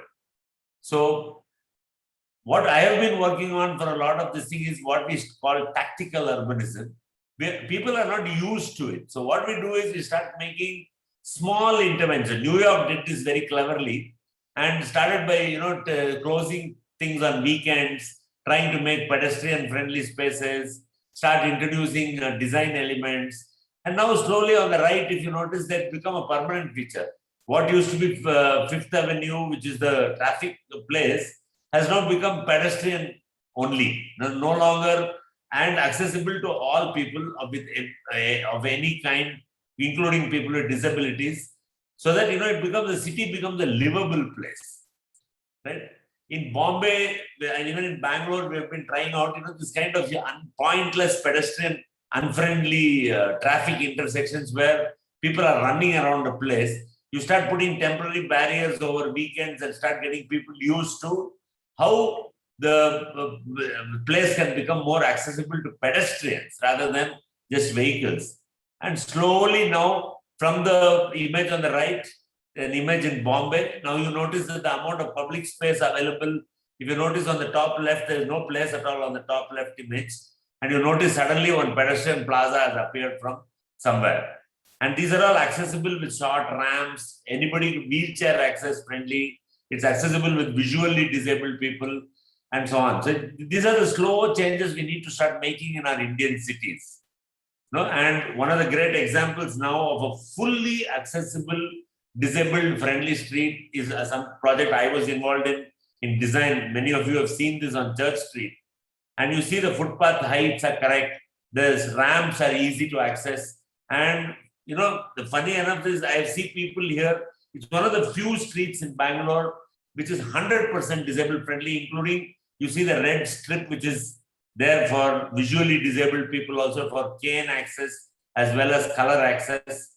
And you see that people are able to use this street in an easy way. This needs to become the standard across the city, right? Something like Church Street looks, what you see is 10% on what you see on top is only 10%. But what it requires to make it happen is a rethink of how we do infrastructure underground. The underground is 80% of the cost of the street is below the ground, and the street will never be dug up or messed up for a long time to come because it's thought through completely with ducts and access chambers so that nothing has to be, it can be upgraded easily also, right? So what we need in India is an inclusive process, which is a integrated approach, where I won't read it out, but I'm saying that, there's a whole bunch of stakeholders, there's a whole bunch of civil society, as well as public administration, as well as private entities who have to come together and start focusing on how to make cities accessible to all. The Singapore has a very good example of how to do this. And look at the statistics that before they start the project, they're at 88% accessibility. Now it's at 94%. Just that incremental change in an area like Orchard Road has created a much more inclusive pedestrian area. We need to build in a framework like this and create a master plan for accessibility to Indian cities. Right? Many other cities in the Asian region, Kuala Lumpur has a very, very well done implementation standard. And India, of course, has a plan called Accessible India Plan, but most of it is paperwork and babudam. It doesn't translate to what is on the ground. There's no point having seminars about how to make it accessible. You have to actually start showing people how to make it accessible. What you get is all half-baked solutions like what you see on the right, where the pathway suddenly randomly ends in the middle of nowhere. There are no transitions from a ramp to a road, etc., etc. We need to have a participatory planning approach, and Bhubaneswar is implementing a very interesting accessibility plan and child-friendly neighborhoods plan in this thing. We are trying to make some attempt to see how we can get a crowdsourced vision for Bangalore into place. We have a thing called the Mod Institute which works on this. And you also have to remember that accessibility has to be an equal opportunity game. You can't just put some ramp through the back of the building and say people with wheelchairs go somewhere else. You have to, everything has to be mainstream into the primary access, right? And it's not just people with wheelchairs, people with babies and strollers. You cannot treat them as second-class citizens. Everybody is equal. How to make accessibility in public parks, which are most of our public parks are inaccessible to people with disabilities. There is a design framework for all this. I'm happy to share it later if any of you are interested. How to make public buildings like museums. You see that yellow strip, it actually tells you people with this thing how to walk around the whole place, even if you are visually disabled, and it tells you audio commentary on what is being exhibited. You cannot exclude people from public spaces. And New York City, for instance, has a talking map on every street corner, which you can go and actually talk to the map, and the map will tell you where you are. You can ask it where to go. So it's a combination of maps, it's a combination of accessibility, it's a combination of audio, video. All these things go to make how an inclusive and an accessible city, and how to make urban mobility into public transport easier. I'm glad that at least our metro stations are people are able to use our metro trains, but the buses This is a picture from England. This is not possible in Bangalore yet, right? And to come to the end of my presentation, we are now implementing a very large grey infrastructure project. This is a stormwater drain in Bangalore. There are 800 kilometers of this all over the place. And we have now taken a project along with the government of Karnataka under the leadership of the Honorable Chief Minister. And we're now trying to make a fully accessible pedestrian environment all the way from City Market in the center of the city, all the way to Bellandur Tank, called a K100 drain. And this work is currently in progress. Needless to say, it will be fully accessible to all people with all places, including people with disabilities and everybody only at a pedestrian level. And from something like this, which is full of sewage and dirt, this is what it will become in about a year's time from now. It's almost unbelievable. It's the same image now modified to show you that how it will have fresh water flowing, it will have pathways on both sides, and this is what it will be. This is what it will look like at night with the new bridges and the greenery. And this is almost 11-kilometer long pathway through the city. So I'll end here by saying that cities have the capability of providing something to everybody only when they are created by everybody, not by just some bureaucrat or planner or politician. The people of the city should start making a noise about how to get involved. Thank you very much. I hope I've stuck to my time. It's 11 minutes, sorry. Thank you very much. I hope it was of some use what I told all of you. I'll just stop the share. Thank you. Please feel free to contact me on Twitter. My handle is Narasimhan. Thank you. Thank you. Thank you so much, Mr. Narasimhan, for that very insightful and interesting presentation. You have highlighted the need for a synergetic confluence for the creation of a universally accessible public realm, as you put it.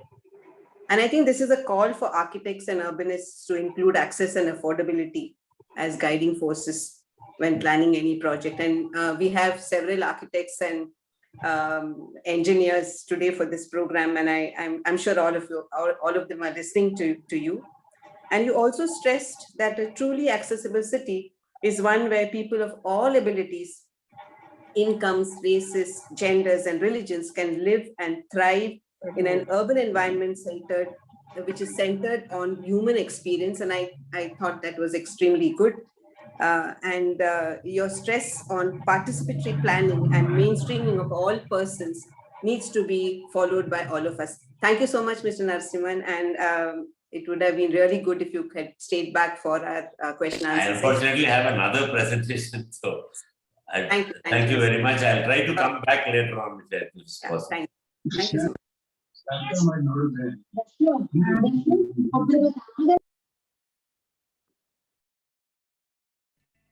Thank you. Yeah. Just a minute. We continue. Can we continue with the program? Yeah, it's my pleasure to introduce the next speaker today, Mr. V. Ravichandar. And Mr. V. Ravichandar will be speaking on city planning and meeting requirements. Mr. V. Ravichandar is a former member, Bangalore Agenda Task Force, Bangalore City Connect, and BBMP Restructuring Committee. He was part of the 4-member group that made the case for GNNURM. He's currently the Honorary Director of Bangalore International Center. He has 2 decades and over 2 decades of involvement with civic issues in Bangalore and other cities. And he's also the alumnus of 2 very well-known institutes, IIM Ahmedabad and BITS Pilani. Over to you, Mr. Ravichandar, and we all look forward to your talk. Thanks, Geeta. I thought it was already going to be very difficult to follow Mr. Basavaraju being sandwiched before Naresh.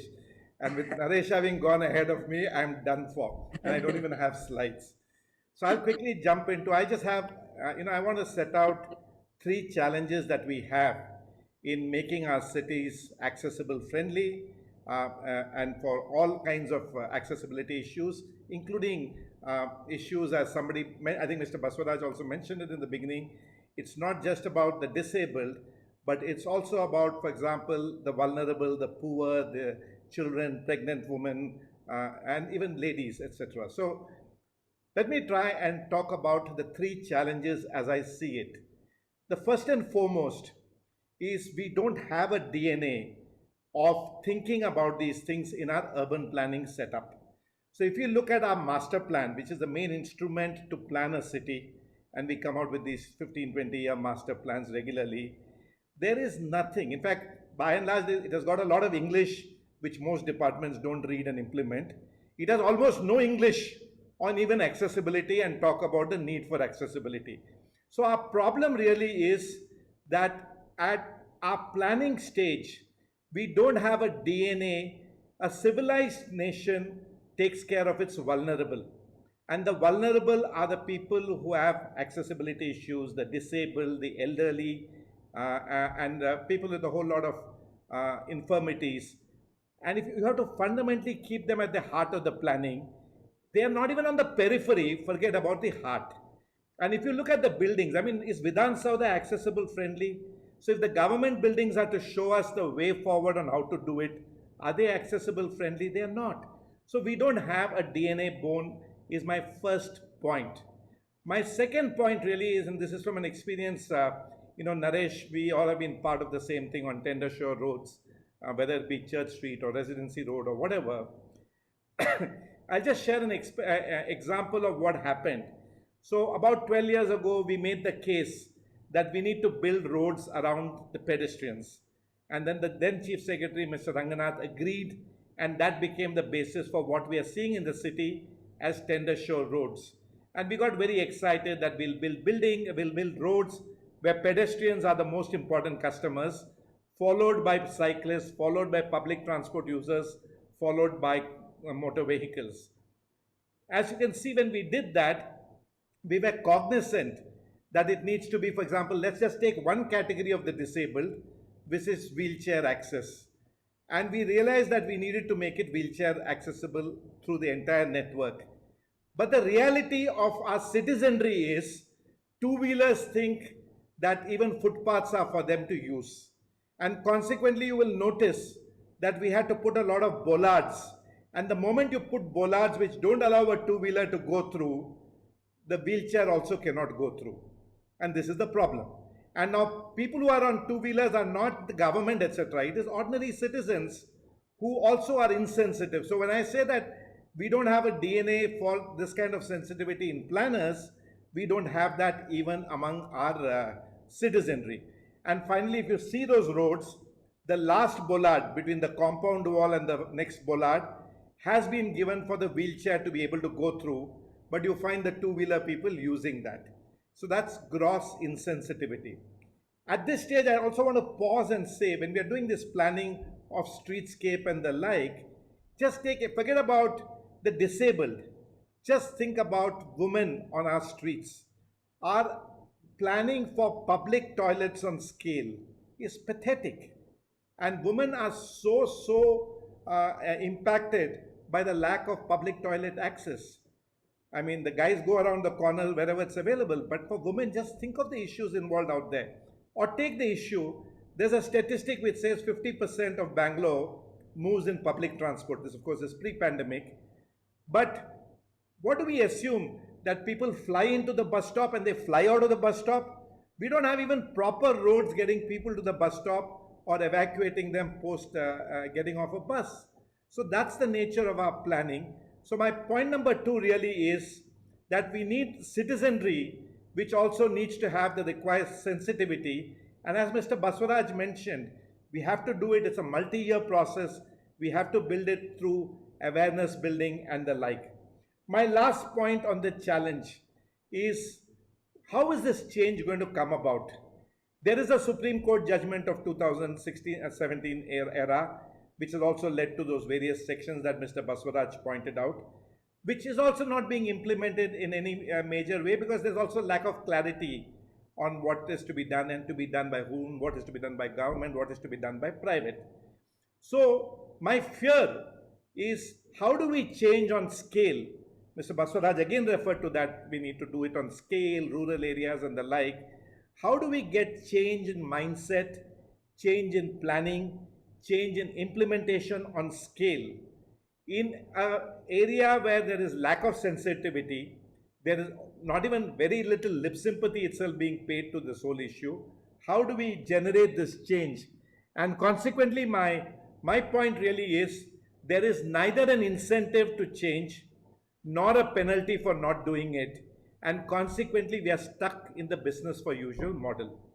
So what's the way out? I believe that while we need to work, and what Rotary Abilities and all are doing is excellent, and to build awareness, to build a mindset change in this space, it is a slow process, but it is a necessary process. It needs to be done at the school level. The next generational change has to come. Our generation has failed the city and the nation in more ways than one. I'm not even going there. We need to do those awareness building, but I believe alongside, we also need to mandate certain rules. I believe that unless you mandate, unless you say this needs to be done, like we had the right to information, which led to a certain thing that they had to do, it may not be possible to do everything overnight. But can we get into at least 2 or 3 areas, starting with disabled access, 1 or 2 things for the blind that is useful, for the hearing impaired that is necessary, and mandate that all new buildings you will not get permission if you don't apply, and your job doesn't stop in just your building. It's about access into your building and access out of your building. I feel that without mandates, without some level of penalty and this thing, incentives, this change is not going to happen. And even if we go back to that Supreme Court judgment, it's not the greatest of clarity in terms of what all needs to be done, but it has the core kernel of what needs to be done, whether it is transportation or whether it's information communication and technology or whether it is the physical environment. It has the core kernel. Can we pick and choose and get going on this journey?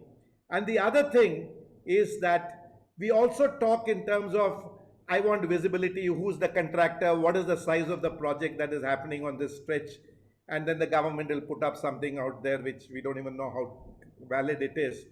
I would like to add one more thing. I think we need to bring our planners into more visibility. We cannot have invisible town planners and town engineers and the like. They need to be out there, they need to be celebrated, or they need to be vilified. But they should have no place to hide. So let's smoke out the planners and say this stretch of road. You know, Naresh showed that why is the footpath at some 1.5 feet height. We must put out a board saying this footpath was planned by Mr. XYZ. And I'm using the word Mr. advisedly because it's more guys who are more insensitive compared to ladies. So let's put out and name and celebrate, rather than just being in this anonymity that there is some babudam, there is some sarkar. And let's celebrate those who make a difference and let's pull up those who don't. With that, Geeta, back to you. So these would be my assessment of the 3 challenges and the one thing that we can do. Geeta? Thank you so much. You have really finished much before time, but just a I wanted to save you time also. Just a brief question: that is there a way to give a feedback or complain if there is lack of accessibility in a public place, and how can this be reviewed or corrected? So you see, if you go back to again one of the sections that Mr. Basavaraju showed, I don't remember the number, maybe 23 or whatever, there is scope for a grievance redressal officer. There is the Commissioner for the Disabilities, and it's a quasi-judicial office kind of thing. Not many people are aware as to what is the power of that office and the Commissioner, and what is it that the person can rule on. So one of the things that even Rotary can do is to figure out, okay, you notice something that is not okay. Whom do you complain to? What is the format in which you need to complain to? And what can you do as the next set of steps in that space? I think that will be a start. Just building that awareness as to what redressal that we have got. So the Act and the sections do provide for a redressal officer, but for credibility in that office, they have to be able to make sure that they're able to get government to account before they go after some hapless private sector or one small fellow in a 60-40 site doing something saying this is not okay. So you want to build credibility. For example, Surat after the plague, everybody says Mr. S.R. Rao fixed the place. But how did he do it? The first buildings he demolished belonged to the most influential people in Surat. And once people saw that the influential buildings are being brought down, what hope for the rest? And then people started complying. So therefore, to build credibility is important. And that is the way I would suggest, Geeta, to look at this issue. Thank you so much. Thank you so much. So thank you very much for this very critical analysis and a roadmap for future possibilities. You have highlighted that the government should mandate minimum aids for persons with various types of disabilities, and also that we need to be willing to sacrifice speed and efficiency for some humanity. There's an urgent need, according to you, to set out guidelines to give teeth to the Supreme Court order of 2017, and also put out names of planners along with contractors with project details. I am not from Bangalore, but next time when I come there, I'm really going to look out for these things. Thank you so much. Thank you so much. We will, the last speaker, and never the least, we are going on to, in the main session 1, to someone who is known to most here, Rotarian Suresh Hari, who will speak to us on adapting to the need. Rotarian Suresh Hari is involved in the construction industry and has been involved for the past 32 years. He has executed various residential projects with quality and service as the first principle of work. He is the immediate past district governor of Rotary and Rotary Club and Rotary International. He currently enables individuals strategize to strengthen as the impact strategist and serves as an endowment and major gift advisor for 9 Rotary districts in India. He was a member of Roundtable India and its national president during 1995. He is now the chairperson of Credai, Bangalore. He has a lot to his credit. I will not be able to include everything about Rotarian Suresh Hari here. So over to you, Suresh Hari, and we would like to listen when it to comes, you. Worst case, it will be there in our head. That's about. Yeah, definitely useful. See, those small toys are not. Anything holding on? Yeah. Thank you, No, Geeta. I have set my clock, and thanks for that benevolent introduction. And though I'm known to everybody, my speakers, predecessors, Basavaraju or Ravi or Naresh have eloquently put forth the challenges, what need to be done and what is deficit also. I cannot add value to that, but certainly I can give my perspective of what I look at, how these challenges need to be looked into, what we need to evolve as. See, ever since this concept was promoted, the accessibility seminar, I've been involved with them and thought, no, whatever we do at the end of the day, we should come out to some part of resolution, which of course, Geeta and Elizabeth are well endowed in the space of public activism and also involved in actively addressing the need, will be able to put through some of the resolution that can move to the government and see that. See, unless we are all, unless we are told we have to do, we don't do it. The evolution of society is not to that level. Let us discuss about the topic that have been given to me. What defines the need? Is it due to abilities or understanding of the society is what we need to understand. Each society has a unique identity and need to be sensitive to its culture, because the accessibility or whatever need is society centric and the how it has evolved itself into. Not that we have evolved more and the others have not evolved less. We are all human beings from one spark and we have all continued in different line. The accessibility needs also varies from individual and also depends on the level of challenges that one faces. Society, that means it has evolved itself into inclusive society. I won't accept even the Western or so-called the advanced countries don't have, as our friends showed how the developed countries have parks on the side which is used for the road, not for the individual that it who can enjoy it. So it has to be human centric. Let us look at it. There are societies that have evolved definitely in addressing inclusiveness, not in all aspects. Definitely, I say there are societies it lacks in philosophical or human other needs, but they are more address the need of challenges. And of course, can we take a universal model as applicable to one for all? One shoe of size doesn't fit all. Let us be honest about it. What is applicable to a Western world doesn't have a phantom. You cannot phantom the need that can be here. Here, the basic need is different from what we see elsewhere. So we need to tailor make our accessibility requirement. As such, as regard the accessibility need is concerned, my take would be best addressed based on the local need rather than the universal model. So let us look at more practical need, what is essentially required today to make the society inclusive. The economic depravity in our country is so wide that our challenges are much different.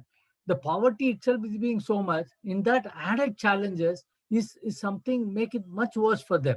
So public transport access has to be given the top priority. Let us be sensitive to this. But of course, when you come to public transport, of course, in this pandemic situation, the transport is something, which is sparingly used because transport itself is not happening. But when normalcy sets in, we need to look at this sensitivity being one of the primary, because that is where their basic access becomes accessible. Of course, in many of countries, they give multiple car parking facilities, the vehicular access, which is least of importance for in our country, if you take it. Because their individual access itself being a challenge, vehicular access is one of the least challenge we look at it, because a person with challenges has a vehicular access, then, I think he is at least better empowered than the person without even basic vehicular access. So let us look at basic minimum requirement of a person with challenges being provided. And of course, strict provision should be brought in to make accessible deficit a punishable offense. Why I am saying this is, many times the rules are made is more as an exception than as to be followed. We make everybody accountable for. See, I saw in this pandemic situation, we are becoming more and more socially active. The forwards come, some are very good. I saw, naming the roads in the name of the people, the prominent citizen, name them in the name of person who has done a contract. That way they say the road will be good and also it will be maintained. So these are the level of sensitivity we have to look at, how we can make these provision implementable and sustainable. We do plan action. My friend Ravichandar said, where in the CDP, when the plan is going on, it is not even available in English language there. So we have to look at what is needed. It has to be more a need than of an enforced parameter that we need to. So we need to look at more government liberal approaches and look at how inclusiveness can be part of their planning. And it should be made as a strategy. This should not be looked at as a charity. Let us be clear about it. Because people with challenges are not aliens to this world. All of us, the 100% of the human race have challenges. Many of us have the mental challenges, we don't display it. We don't display it. So it's a challenge for everybody. So the inclusiveness is not a charity. Inclusiveness is a must. Let us be sensitive to that aspect, And before the retrofit is the one solution, I do agree. But when you bring in retrofit, let us put in plan. It is, see, I told you it's a local centric. I have to talk on behalf of my fraternity. You bring in rules. You bring in conflicting rules that don't serve your purpose. There need to be a rule which is practical, implementable, and at the same time punishable. Let us make the enforcement of rules strict, not interpretation for a planning authority to give you a sanction. It has to be a practical, applicable, enforceable rule. If not enforced, should be punishable. That is the level to which I look at these accessibility being enforced. And I can only, one of the best recent forward I saw is, I would just like to read it because it touched my heart. We have to understand what is that we are in this space. It was Juvenal who said that the whole world has not seen big enough to contain Alexander the Great. Then suddenly in an instant, a coffin was sufficient for him. No matter how big we are, we can get cut down to size. We will cut down to size. It's no matter of if, is only when. That's why we say to ourselves several times a day, memento mori. That's why we study history. History has to be studied. That's why we remind ourselves that this incapable fact that our ego wants to constantly ignore, that we are fragile humans. Whatever we are, an emperor like Marcus or a slave like Epictetus, we are at the mercy of the forces we cannot predict, let alone control. I think we should understand, Geeta, I set my alarm little lesser. So I want to give time because there are much more important topics to be covered and discussed. I thank you for this wonderful opportunity for being here, part of this session and being part of it. Thank you very much. Thank you, Hari. So, Hari, you have highlighted three very important points. That is that where accessibility is concerned, it is best to address it based on the local needs and not having a universal model.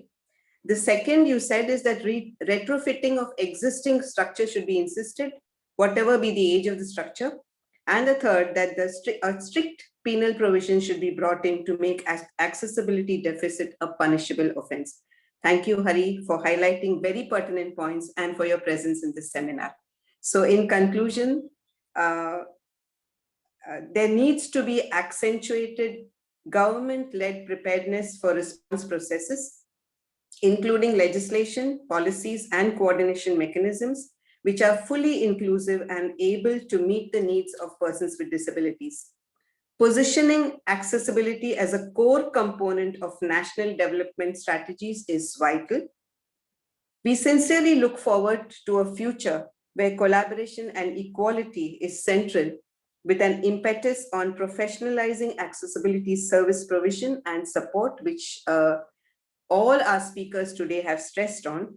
And in conclusion, Rotary Bangalore Abilities and Rotary International strives to promote the integration of disability inclusion and will further its support for capacity building for disability work. Thank you so much, and over to you, Dr. Elizabeth. Thank you, ma'am. That was a wonderful session. Thank you very much. We recognize the presence of DG Fasal. Thank you, sir, for joining. Good evening, Dev. I had to join a little late because we were at the ICGF community service. Yeah, no problem. Actually, you are on time because we are running a little late on our program. Yeah, I'm there. Thank you for joining. Yeah, bye. Bye. Good to see Suresh Hari, sir. Yeah. Over to Elizabeth, ma'am. Good evening, friends, and thank you for your patient listening. I'm sure you are enjoying the talks until now. As we move on to the second half of this evening's seminar, being Future Vision, let me welcome the esteemed panelists who are present with us, Professor Dr. Gaurav Raheja, Rotarian Dr. Paramesh, and Rotarian Kadasia. I also welcome our co-sponsors, Commonwealth Association for Health and Disability, Dr. Yashwant Patil, Dr. Uday Bodankar, and members of COMHAD who are present here. Before I move on to introduce them, I want to tell you what this session is about. We're talking about, till now we spoke about the practical things that we could do in designing cities and our monumental spaces and our green spaces to suit disabled people. We're now coming on to the UN Sustainable Goals. The Envision 2030 has 17 goals to transform the world of persons with disabilities. In September 2015, the General Assembly adopted the 2030 Agenda for Sustainable Development, which includes 17 Sustainable Development Goals, building on the principle of leaving no one behind.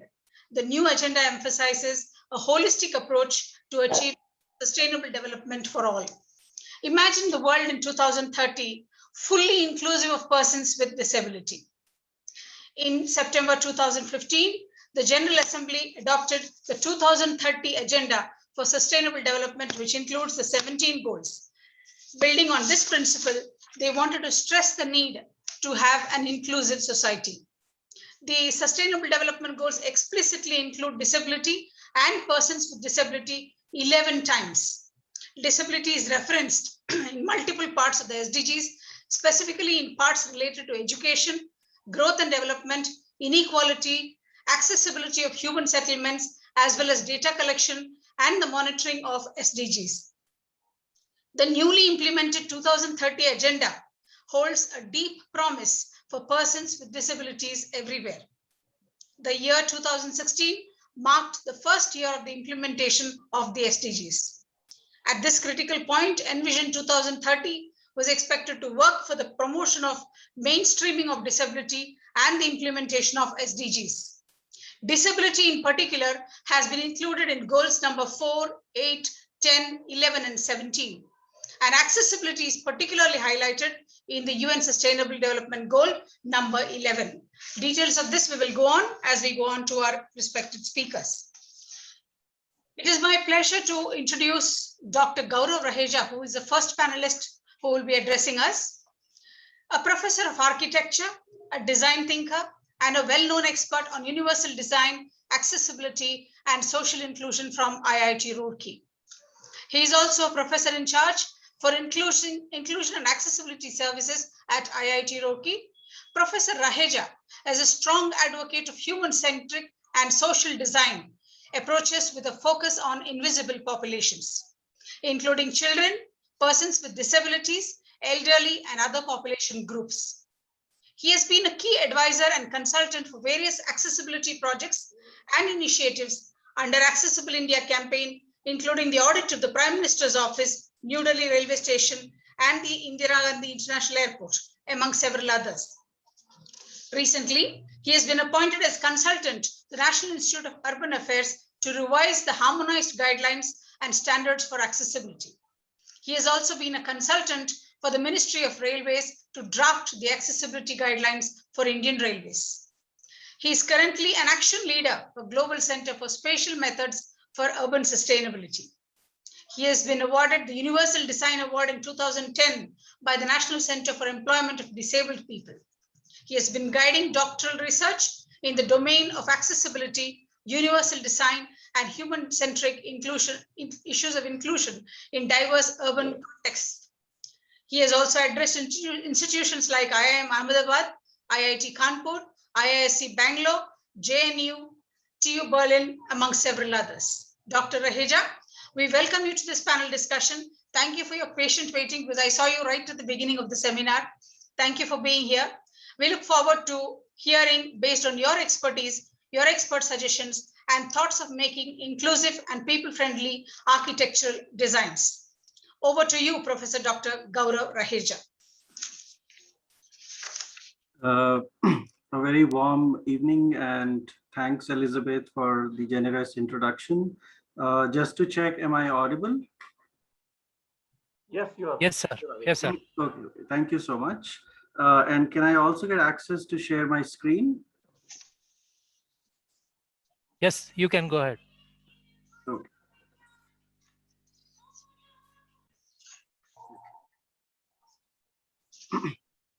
So very contextually set movement, I think, by the entire panelists, the entire Rotary Bangalore and Rotary International. I'm indeed grateful to be here and part of you, and rather learning from all of you as part of this. Yes, my journey about accessibility has been very much, I would say, a personal passion, but most likely I would say I would now push it towards the zone of advocacy and look forward to maybe possible collaborations and working for the city of Bangalore and otherwise in India, because now what I realize is that it cannot stay only at this level where we are. To set the tone of this, I will very quickly try to go through a few slides. They are just actually support. So even if you can close your eyes and just listen to what I'm trying to say, hopefully it would make sense. So you see, when you look at the Sustainable Development Goals, the 70 numbers, one very clear thing what we know is that if the goal number 1 is not addressed, the rest 16 will always fall flat. And that's the goal of economic inclusion. That's the goal of poverty. And therefore, I think I always find that it's very complex to look at these goals in a linear format. Therefore, it's better if you look at them as a circular format, like a wheel, which basically says if even one spoke of the wheel is not working, your wheel itself may not move.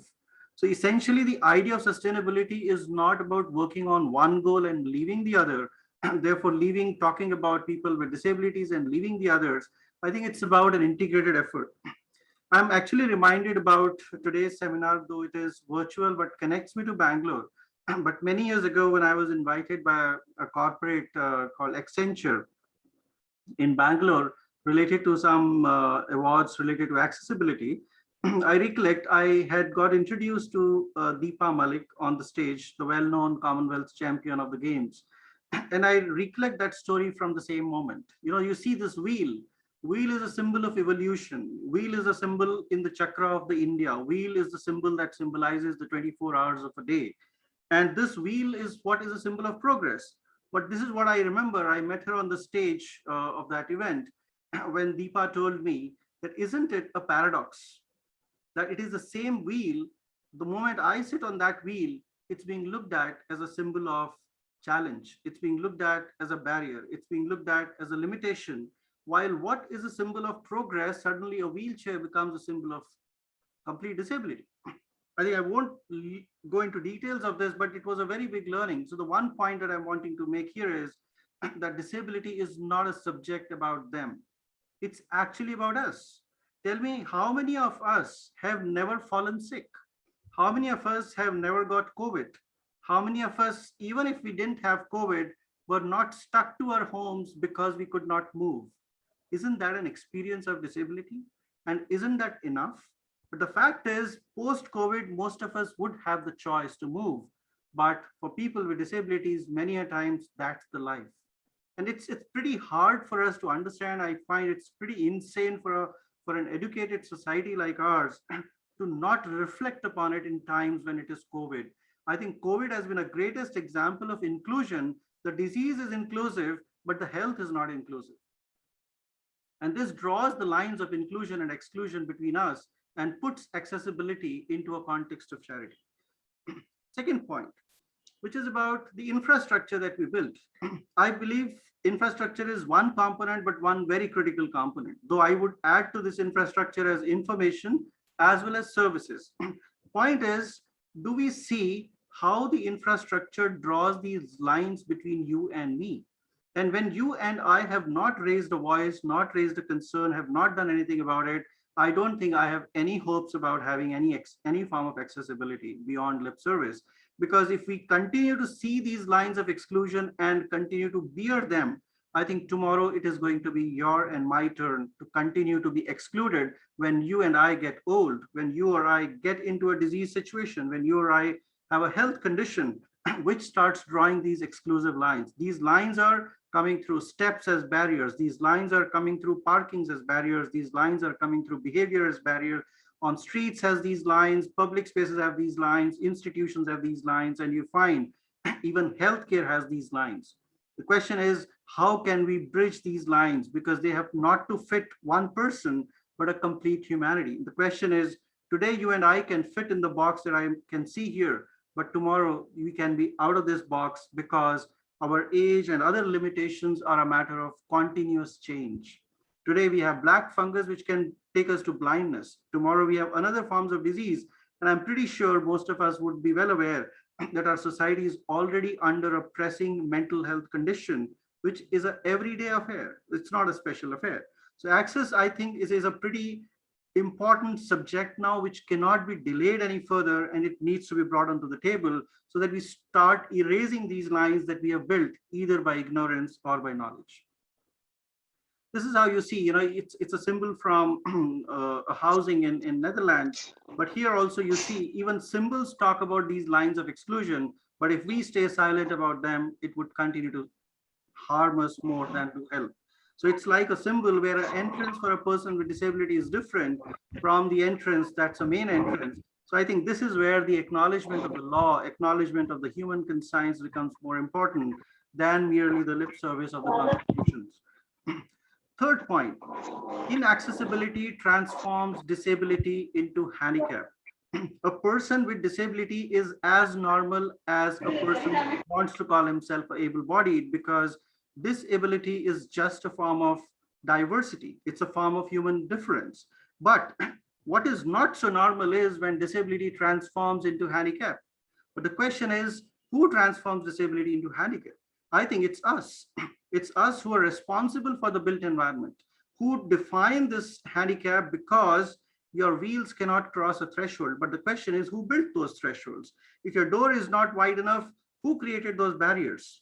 So it is us who are responsible, not just as architects and planners, but also as clients. I would wish to talk about accessibility clinics for the human common citizens, that they have to ask for access. You cannot leave access just on somebody else's decision. It's your right, it's your need, and it's a need for your future selves, which you can't see even today. So accessibility can make that part of inclusive human, a diversity. To be disabled is absolutely as normal as it always was. But it's not normal to be handicapped, because it's the barriers that cause this handicap, and this relationship is multiplier. So if you add 10 steps into your life every day, you're actually climbing 10 times. You are facing the barriers 10 times, and your handicap becomes 10 times, right? So let's experience this, that it's no longer normal to have one barrier. Let's say no to barriers, just like we say no to smoking. A quick example, even from the Western world, I thought we didn't have time to bring in too many examples to show how we can do in India, and already I saw Naresh has talked about it very, very meaningfully. But I thought, let me give you an experience even from the Western world, which is the city of Venice, which, if you see, has a certain amount of steps at the entrance, which was a bridge which was newly designed in the early 2005 or so, which was done by an eminent architect called Santiago Calatrava. And I think later on, when the bridge was built, although it was considered to be very nice, very attractive, with glass floors, etc., but it had all the steps. And when I actually visited that bridge myself in 2016, I stood actually on the side of the canal and was wondering that why should everyone lift themselves into this bridge? Why couldn't this bridge in the 21st century could be made accessible? And then I realized that they have put another kind of an igloo technology, which is next to it, which takes people with disabilities separately. Now, these are the lines that we draw even in so-called evolved economies of the world. So what I'm trying to say is it's less to do with economy, but it has more to do with intent and understanding. And the fact I'm trying to bring awareness to the society here is that this was not left like this. The bridge and the architect of the bridge was penalized by 78,000 euros for this gross negligence, for which people have to pay for a lifetime, because they cannot cross the bridge across everyone. And it is about human rights of being together. So when you actually look at who are you designing anything for, I'm only trying to leave this small triangle with all of you. Just imagine, who is the population that we're looking for? Is it the ideal population? Is it everybody as able-bodied? And who is actually the included population? So there is a huge gap between when we say that this is going to be designed for everyone, but when we realize it was designed for only a certain set of people, and that privileges have to be taken away because it is the taxpayers' money. And this tax is actually a cost of exclusion, I would say, rather than a cost of inclusion. The cost of excluding people with disabilities or any vulnerable group of population is far, far, far underestimated than the cost of actually providing access. And these misnomers have to be challenged, they have to be corrected. And I believe, I would say, you can have a 3P approach: penalize, pamper, and participate. Of course, nobody expects penalization to happen, but I think the time has already come that we have to start pampering by incentivization, develop participatory models, because it's about us. It's about our future. Do you know that what the future India in 10, 20 years is going to be? It's no longer going to be youthful the way it looks like today. We are all going to be in the aging sector. We are all going to possibly have knee surgeries. We are all going to have cardiac and blood pressure disorders. The question is, would the streets remain walkable? Would your neighborhoods have the parks? Would your own home washroom be adaptable to your future needs? And if you're not ready for this, I think the time is now to start the battle and the war on the ground. And on that satire, I would say also leave a certain word, which is usually a negative connotation, but I'm trying to put a positive into it, that inaccessibility can make life hell. Definitely it can make life hell, but access to hell can make life heavenly. You know how? Because I call the hell as access to health, access to education, access to livelihood, and access to life. So I would say, give me my hell, give me my access to hell, and I will create my own heavens into that. And that's the kind of debate I want to raise between what accessibility and adaptability do in terms of, because accessibility is an attribute which has to come from the environment. And the environment here means the built environment, the information environment, the social environment, and the institutional environment. Many a times you have accessible features, but they are locked. Many a times you have an accessible street, but others do not behave to leave access for you. So it does require the human adaptability as part of that whole movement. So accessibility cannot be achieved only by dead bricks, mortars, and concrete, but by activating citizen participation. And I think we have to take this movement on the streets. And I would say Rotary has been doing a wonderful job if it can even trigger this online in a virtual debate. So I would say the idea of disability has, in India, at least we have been seeing, has oscillated between charity and heroism. Either you have to prove yourself to be a hero who conquers the Mount Everest every day, and then you celebrate that person with disability and as an award, or you kind of put them into a corner somewhere and you say, okay, please donate and put charity, which provides a sense of dependence. Whereas I think the idea of accessibility is to make things feel being human, because it's about living life every day normally, just you and me do. For example, do you see children going to schools in a completely accessible way? Do you see children with disabilities walking into their classrooms as others do? Do you see your colleagues in your offices with other disabilities and adaptations coming regularly? If the answer to this is no, I think the litmus test is that we are not yet accessible. And I think it's us who has to strike the difference.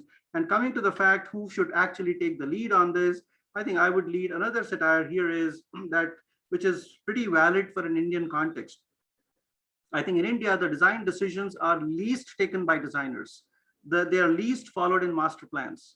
They're actually done somewhere else, which all of us know and have been talking about. So I only want to leave this behind for all of us, that a camel is a horse designed by a committee, which everyone pulls one leg, everyone pulls one tail, and we say, oh, this is my city. So we do not have a city which actually converges to a design plan, and the design is not a political design. That design is for the future of humans.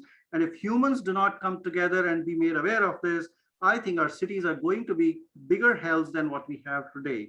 So I hope that we remain a horse which can actually run, which can be flexible, rather than transform the horse into an illusion of a camel and call it a design city and a design inclusion. And on that note, I think I would also leave, since we are hearing about Rotary International, Norway has already declared its cities to be universally designed by 2025. I think it's time that we start thinking about it at least and take few actions, even if they are in a very collective way, even if those experiments fail, ranging from tactical ways of doing urbanism to talking about drinking water spouts to talking about accessibility as a complete chain. But I must say, one small last note is that we have to ask for it. For example, when you buy anything online for 5,000 rupees or 500 bucks, we look at the warranty status of that. We look at, can the product be returned? But my question is to the infrastructure. Can we bring in this law collectively? Can we mobilize this together? That if an infrastructure is not accessible as a basic quality, I can return that infrastructure back to you, wherein I spend 1 crore of my rupees, which is my life savings, my insurance, my everything, but I don't have a chance to return that. And I think that's the biggest blunder I see in the building building technology and the building infrastructure sector, where for 1 crore rupee, I have no guarantee to get what I should need for my life. But for a 5,000 rupee product, I have all the warranties for 1 year, 2 years, etc. And I think these are things which can change the new demands, because new demands will bring in new choices, and new choices will hopefully drive more access across us.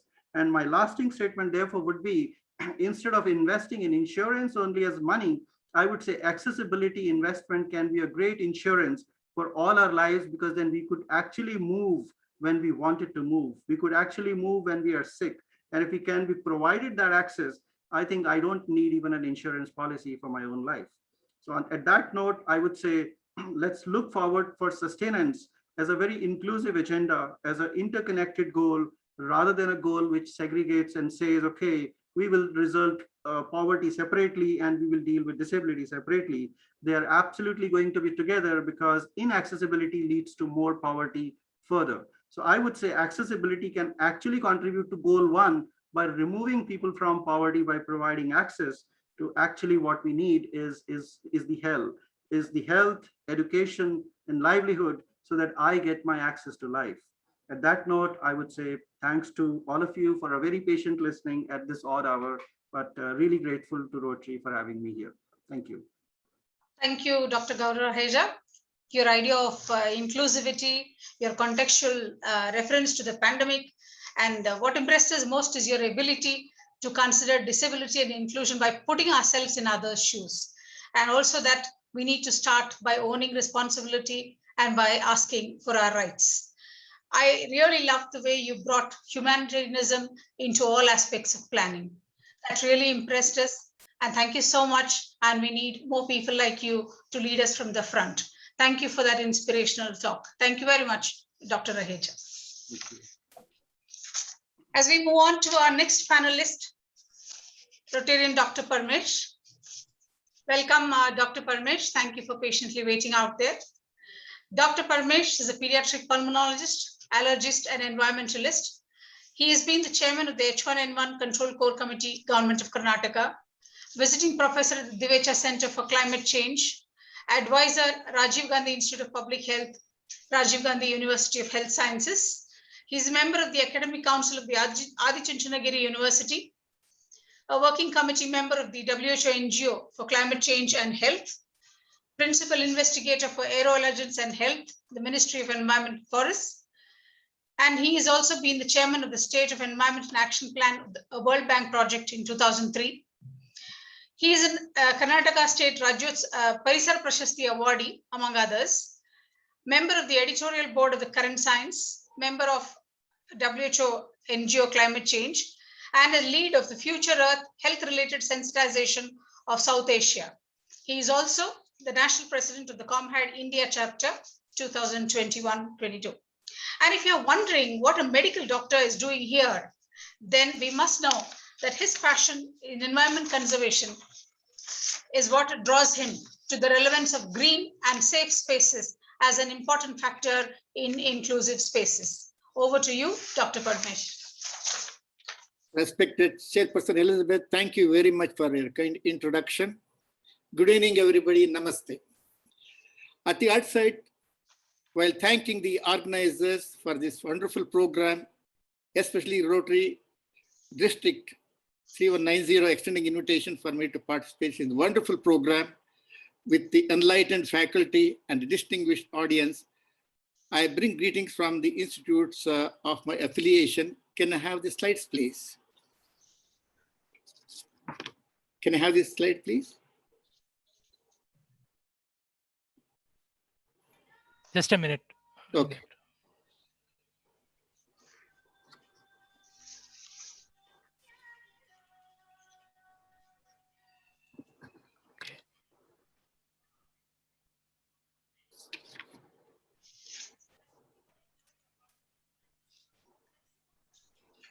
Yep.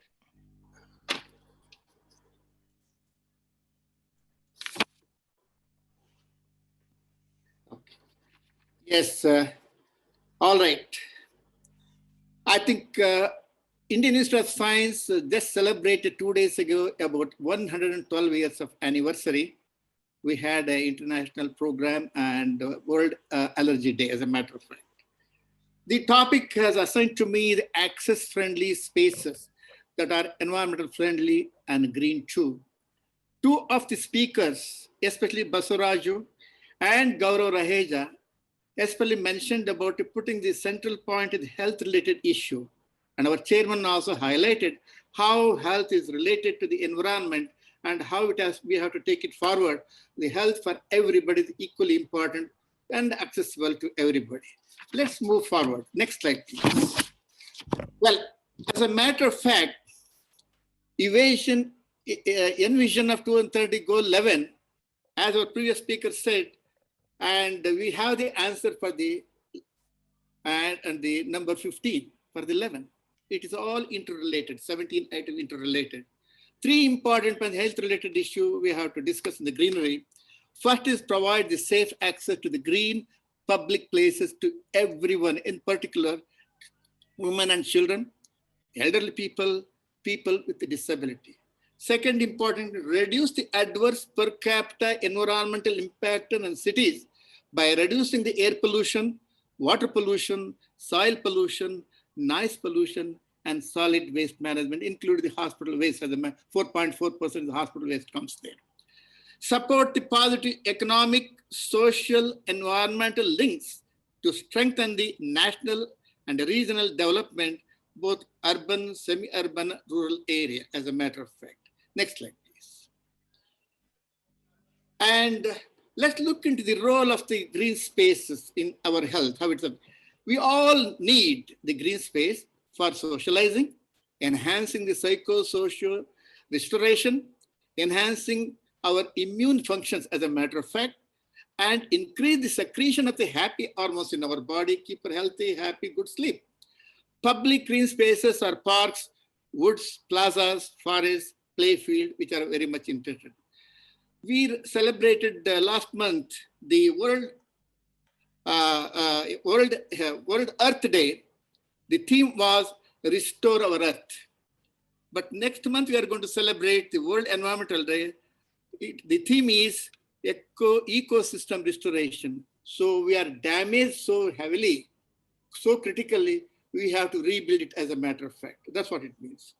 It is time to reduce the carbon footprint for each one of us to the level of 2 tons per person per year for sustainable health for the end of century, so that this human life cannot be extinct from the world. Every city should provide enough space per person with easy, safe accessibility. Enough space has to be needed. Next slide, please. How much space we need? But each animal has got its own space. Bulls need about 24 square meter area, and cows need 7 square meter area.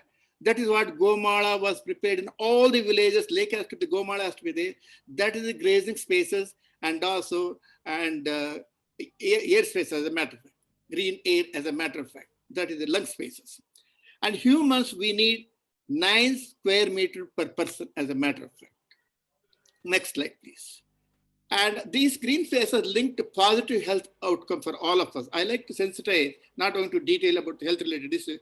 It will promote the healthy behavior, increases the healing process, supports the development of skills and capabilities, increase the physical activities, improves the social contact, gives sense of belonging and familiarity. These benefits much more appreciated by the disabled people, as a matter of fact. And also it mitigates the potential harm, decreases the crime rate, as a matter of fact. That's most important thing in urban area. It provides, with you have a good exercise, good relaxed mind in the daytime, good sleep. During sleep only, the healing process takes place. When you said happy hormones, healing process, there are 4 hormones is produced in the body: dopamine, serotonin, oxytocin, and endorphins. They definitely help in making us to feel happy, regulates our mood, and also makes us much happier.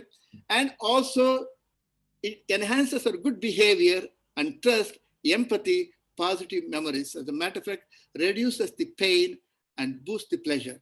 If you have a good exercise, relax your mind in the greenery, in the park, anything like that, if you go back at home, you need a good night's sleep. It has got a phenomenal healing, which occurs during the good natural sleep at night, because it produces antioxidant, because from the viral infection, from the environmental pollution. So I think, as a matter of fact, Basavaraju did mention about the GDP growth about 3%.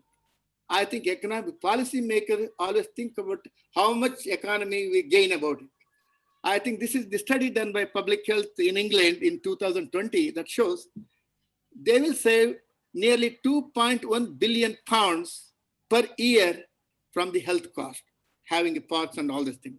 The observation Birmingham city shows the net benefit from the parks in that city, it is 600 million pounds, which includes 102 million pounds for health-related issue.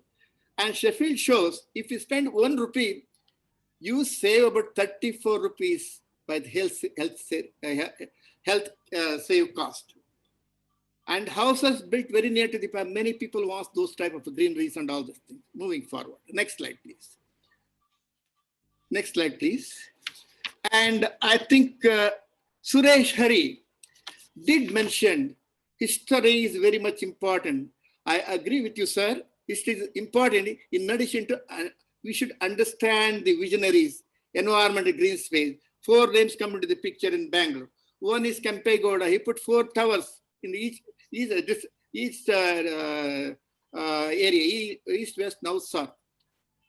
And he wants Bangalore cannot go more than this area because you are going to suffer from the water, because one of the 5 cities, water is pumped 3,000 feet above sea level. And your greeneries, as a matter of fact. And also he built awesome parks, 12 awesome parks, apart from Kaban Park and Lal Bagh in Bangalore. The philosopher King Krishnadevaraja Vadiyar, next slide please. We should remember, as a matter of fact, he, the great man, he was the first person brought the energy, the electricity in Asian in 1905.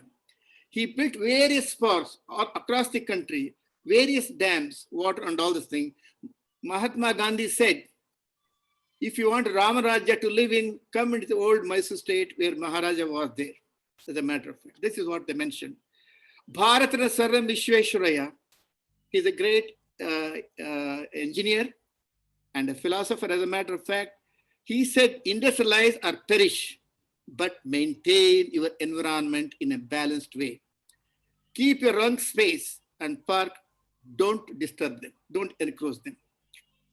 We need self-examination of moral health in our nation and also as well as in men.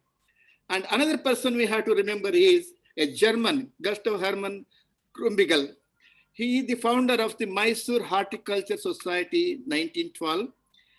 And he built the Mysore, Bangalore and Vrindavan Gardens landscaping. And he built a Lal Bagh and Indian Institute of Science. Lal Bagh, if you can see 365 days, one flower.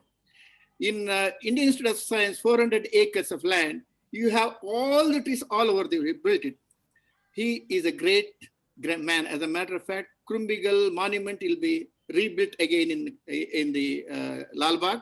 And he is our RCB president in the year 1937 and 1938. Next slide, please. Try to conclude the message here. Green space is linked to the positive health outcome to all with the inclusive of the disability. All the stakeholders should pay attention in providing safe access to disabled people while putting their heart. Keep in mind our children, because they are not little adults. They have different and unique exposure. They have exposure womb to tomb. They have disability, can develop a mother womb itself. And they have dynamic development physiology, longer life expectancy, they suffer longer period. They are politically powerless. We have to work for them. We have to stand by them. Our aim definitely is going to improve the quality of life and affected and the family members. We all discussed about it, but we have to prevent the disability, as a matter of fact. Thank you. Next slide, please. Ladies and gentlemen, thank you for your time and also your patience here. Namaste. Over to you, Chairman.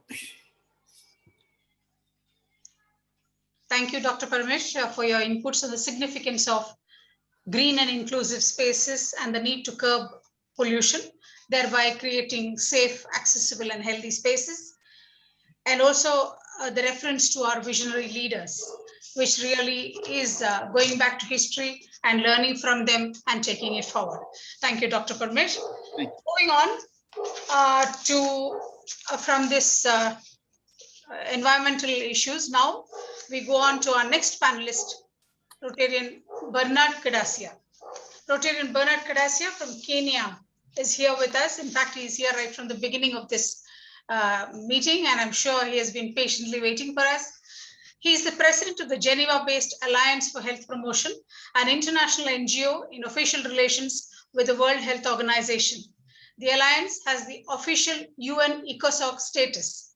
He is also the president of the Supervisory Board of the North Star Alliance, which provides quality healthcare across Africa to mobile populations and communities that they interact with.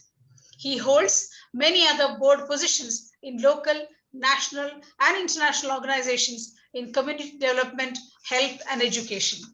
He is currently based in Kitale, Kenya, and a member of the Rotary Club of Bungoma. I have pleasure in presenting Rotarian Bernard Kadasia, a senior colleague, a friend for all seasons, a practical thinker, and an exemplary leader in global health. We welcome you, Bernard, to present your views on the UN Sustainable Goal 2030 that stresses on inclusivity, and also your views on the realization of this goal. Over to you, Bernard. You're on mute, Bernard.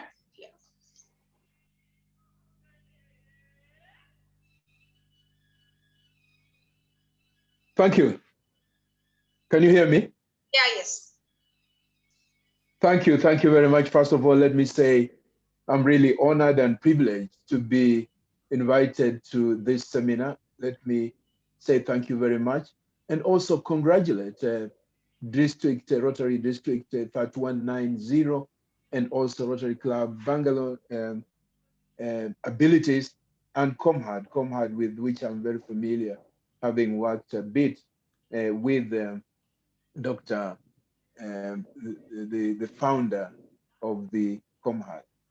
So I am really impressed. So let me say that I'm also very grateful to share and to learn and to hear what you're doing in India. All the presentations this afternoon have been a big learning experience for me. I'm really glad I was able to participate.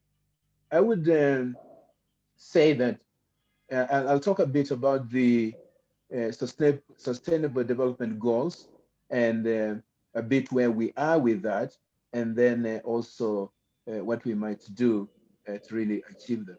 So let me say that in 2015, the UN formulating the Sustainable Development Goals took a lot of learning from the Millennium Development Goals, which came before that. If you all remember, Millennium Development Goals were actually intended for developing countries, but then when we got to Sustainable Development Goals, then the approach was taken so that we would involve the whole world.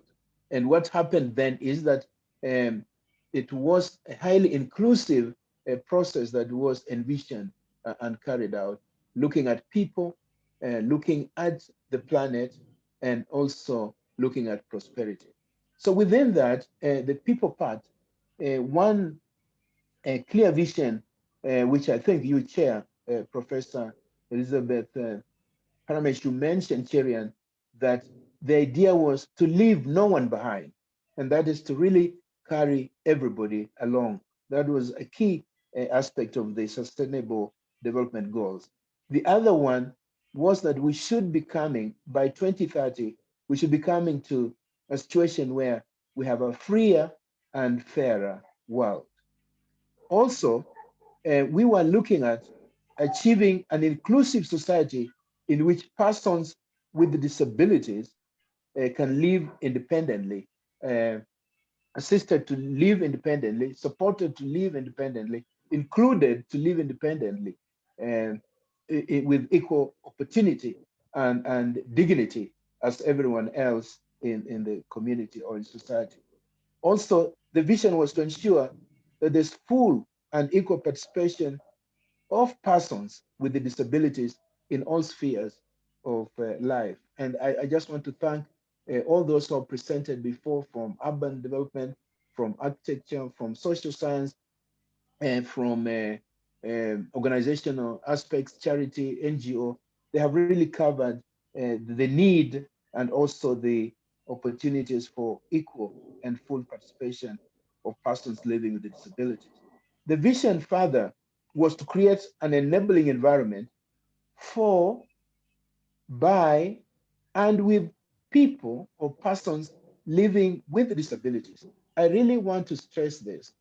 I want to stress the necessity, the importance, the wisdom of the participation of people or persons with disabilities in designing, implementing, evaluating, monitoring, and in fact, directing aspects of accessibility or access for themselves together with the all other people in the community in an inclusive and comprehensive way.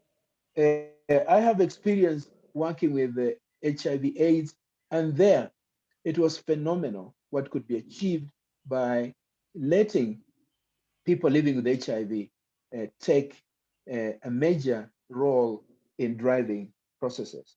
So create an enabling environment for, by, and with persons with disabilities. I really think I want to emphasize that. And then just in terms of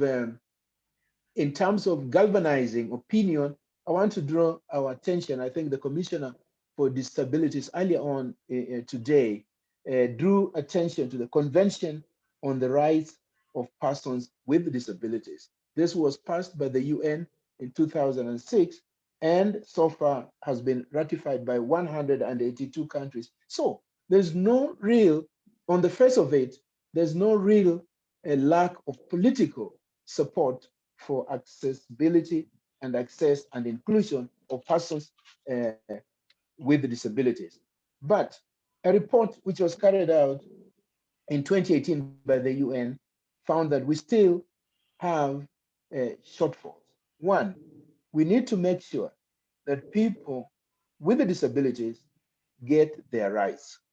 So that's one. It's a rights-based approach here. This has not been achieved. This has not been stressed enough. Two, we need to get better information. That's research and even laws and even healthcare, even money about access. What are the barriers? What is the information about this? And also get this information to the communities and to society so that they can appreciate the position and the importance of including in a diverse way and positive way, and not in a charitable or even not in a way whereby it's a compassion, but equal right with people living with disabilities. And then we need to change unfair laws. And I think you can get many of these unfair laws, unfair plans, unfair rules on the books. Again, I'm very glad that we had earlier on today about this. Then we need really to give out more information and training to society about the needs and also the rights of people with disabilities. Then we need to make everything manageable. And I think this is a big area. I think today we had excellent presentation on what can be done by universal design, but also by reasonable accommodation to make it possible for people living with disabilities to live useful and full lives. And then I just want to say we really need to create spaces and opportunities for people or persons with disabilities to have their say and to make their choices. So I think from the vision, from the global political support, very good foundation, up to the SDGs, very good foundation, clear vision, some success so far, but a lot of areas that require to be followed up. Finally, I just want to contribute a bit to an idea early on how do we push this so that it is actually achieved. One, let us demand enforcement. We have a lot of laws on the books in the federal government, in the state governments, maybe even at local level. They're not enforced. Let's get them enforced. Two, let us enlist other advocates. So we have advocates working on something, as I mentioned, HIV/AIDS, but you may have other areas where people are organizing to push policy and to push even legislation. Let us work with them. Three, work with the legislators, members of parliament, members of councils. Work with them. Let them understand the rationale the importance and the value of persons living with disabilities being included sufficient. 4, work with the architects.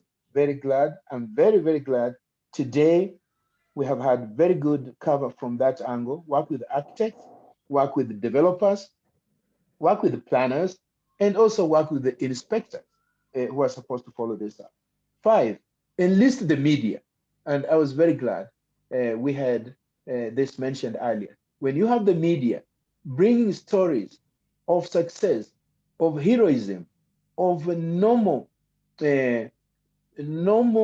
achievements or even great achievements by persons living with disabilities, this creates a different mindset in the society and can help to swing attitudes and make us achieve more. Number 6, call attention to the issue. If you pass a school or a hospital, like some of the examples we saw at the railway station, stairs, call attention. Whether it's when you are talking at Rotary, you can mention this. Whether you are visiting a school and see something odd, don't just say, it's not my issue, it's not my concern. Call attention to it. And finally, just do it again and again. Persist, don't give up. Thank you very much for this opportunity. I've learned a lot, and I hope I've shared something that some of you or all of us can use. Thank you very much once more, and you have a very good evening, everybody. Thank you, Bernard, for those wonderful insights. And I really like the way you particularly mentioned the need for the participation of the disabled people in designing, implementing, and monitoring. That was also mentioned by Dr. Raheja, who said that they should take responsibility and not pass on the responsibility. And another very interesting aspect that you brought was to call attention when you see something that is not right. And that kind of an attitude of involvement is what will make a difference and bring inclusivity to all people and make our society inclusive. Thank you very much for the beautiful views that our esteemed panelists had given us, shared with us today. Thank you again, Professor Dr. Gaurav, Dr. Paramesh, and Dr. Bernard. We are so kind, we are so happy that you were kind enough to be present here until this late hour. And you also covered multilateral dimensions of accessibility and inclusivity, and definitely with consistent efforts and focused interventions, we can surely be assured that we will leave no one behind. Over to the MC for the remaining part of the program, please. Thank you, Professor Elizabeth. It's a wonderful session, actually. Sorry for the participants. I think we are running a little bit late on time. In fact, very late on time. So we have one more session to complete, and I think without much delay, I request our district governor-elect, Rotarian Fasal Mahmood, to tell us about Rotary as an enabler of the need for accessibility. Over to you, DG Fasal. Yeah, good evening, friends. Thank you, Dave. Elizabeth, ma'am, it was wonderful. Thank you. Seeing you and listening to you and seeing both of you together. Thank you. So you are the friend of all seasons, I could say. Thank you. Well, I know that we have passed the time, but yet I would like to say what Rotary has been doing. Now Rotary is an enabler. Skyrocketing president of this excellent club, Rotarian Nagaraj, our district governor, Rotarian Nagendra Prasad, skyrocketing club secretary and changemaker president-elect, Rotarian Arvind, sensitized members of the organizing team of this wonderful seminar, esteemed RI officers, eminent speakers, renowned and knowledgeable panelists, friends in Rotary, friends of Rotary, ladies and gentlemen, a very good evening to one and all, and namaskara to all of you. Dear friends, it gives me immense pleasure to be a part of this excellent seminar on Accessibility Now to celebrate the Global Accessibility Day organized by one of the best clubs of our district, 3190. a 4-year-old club, which is keep putting its baby steps. And they have had the best of assistant governors to handhold them, Dev, Naveen, Shashikala. And I'm sure in the year to come, when they are going to be the change makers, we have one of the best passionate assistant governor in Elizabeth ma'am, who is going to handhold you. So we were very particular that you get that kind of a nurturing from a passionate Rotarian like Elizabeth ma'am. Thank you, ma'am, for accepting that. Thank you so much. Dear friends, you as Rotary Club of Abilities are the pride of our district. Who else could organize such a great interactive seminar to sensitize us? It should be the Rotarians of RCB Abilities who are empathetic to the challenges faced by their fellow human beings.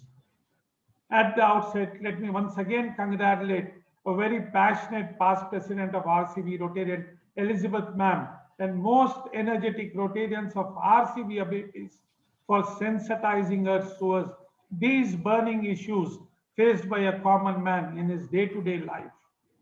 Dear friends, Rotarians are the change makers who will make a difference in the lives of differently abled and society at large. And I'm sure I could not resist myself as a designer, having participated in listening to the eminent speakers and the panelists on the objectives to create awareness, understand the upcoming policies on acceptability and its implementation of it by different stakeholders on this virtual platform. You had an eminent doctor also to speak on how you need to design your buildings, how you need to design your surroundings. I think Dr. Paramesh gave a very way of, and he compared when animals need that much of space, why shouldn't we? So it was very well explained by Dr. Paramesh. Thank you, sir. It was really good listening to you. Dear friends, I would just like to share a few points from my observation as a designer. The points which we got to keep in mind when we design: the safety of the people who are going to use that particular product or the place, comfort of that particular person who's using that, ease of use, productivity or the performance, and then comes the aesthetics. Let us not compromise on all the other 4 aspects just for the sake of aesthetics. Based on these aspects of economics, eminent speakers before me have explained in detail by examples and case studies how products and systems could benefit from the redesign based on ergonomics principles to the requirements of society at large. When we are hearing Dr. Bernard Kadasia, a friend of Dr. Elizabeth ma'am, who mentioned that we need to be inclusive, and I heard all of the speakers before me say that why we got to be inclusive, why nation fails, posits that the relative success of nation is not due to the geography, culture, or ignorance, but rather it is due to how inclusive their society and policy decisions are. The more inclusive our institutions, as we heard before, the more we will be sensitive to our fellow beings, the more we will progress as a society. Dear friends, we would assure you that Rotary as an organization and Rotarians as individuals are always the enablers of need. We address need-based service projects in our communities and around the world. We as Rotarians never see what has been done. We only see and plan what remains to be done. We do good in the world as we are the people of action. The challenges we have seen which our community faced in the last 15 months, Rotary got connected when it was just started, the pandemic just started, grabbed the opportunity and adapted itself to the new normal and served the community needs by being there for them as a strong support system for their medical requirements, feeding the hungry, supporting the economy, educating and counseling those in need. Nothing in life is to be feared, my dear friends.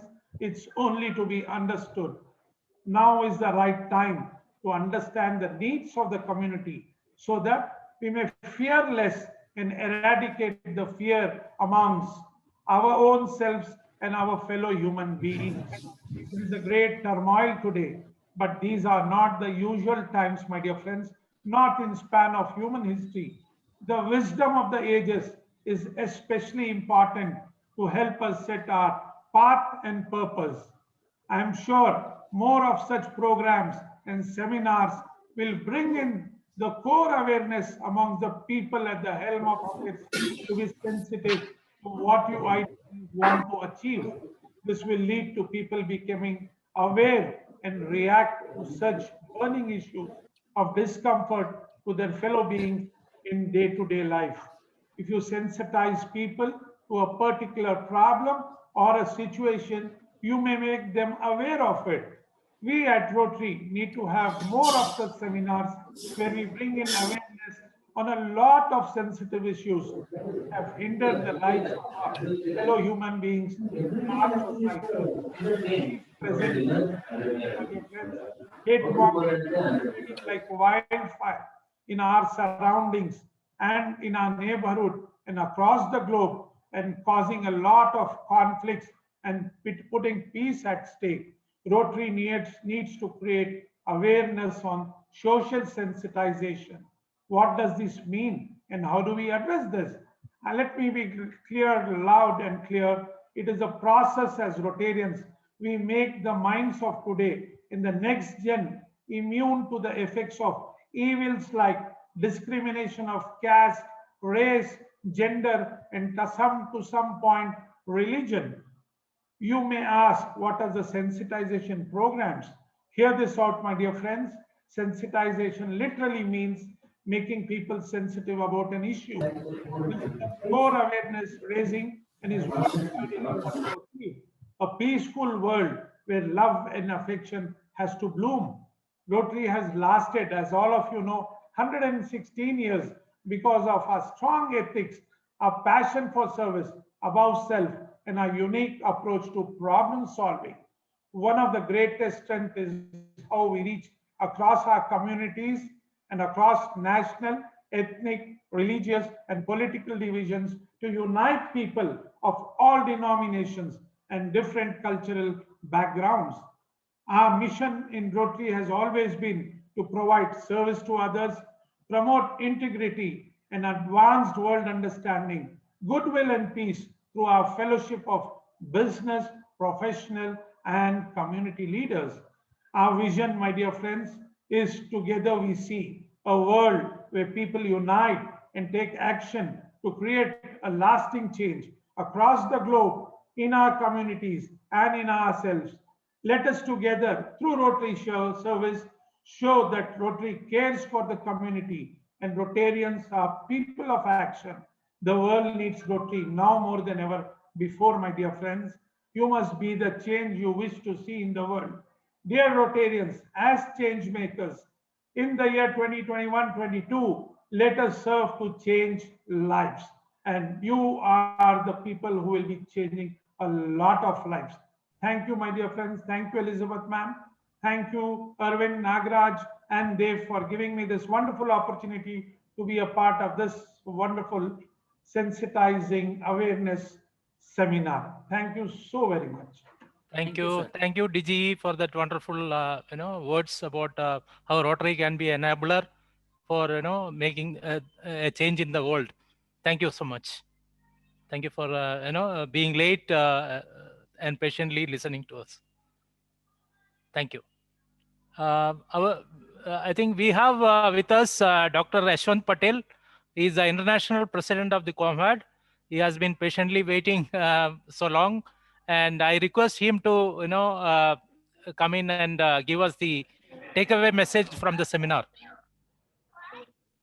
Dave, I think I overtook my time. I couldn't hold my horses when I heard such good speakers before me. Welcome. Thank you very much. Good evening to all.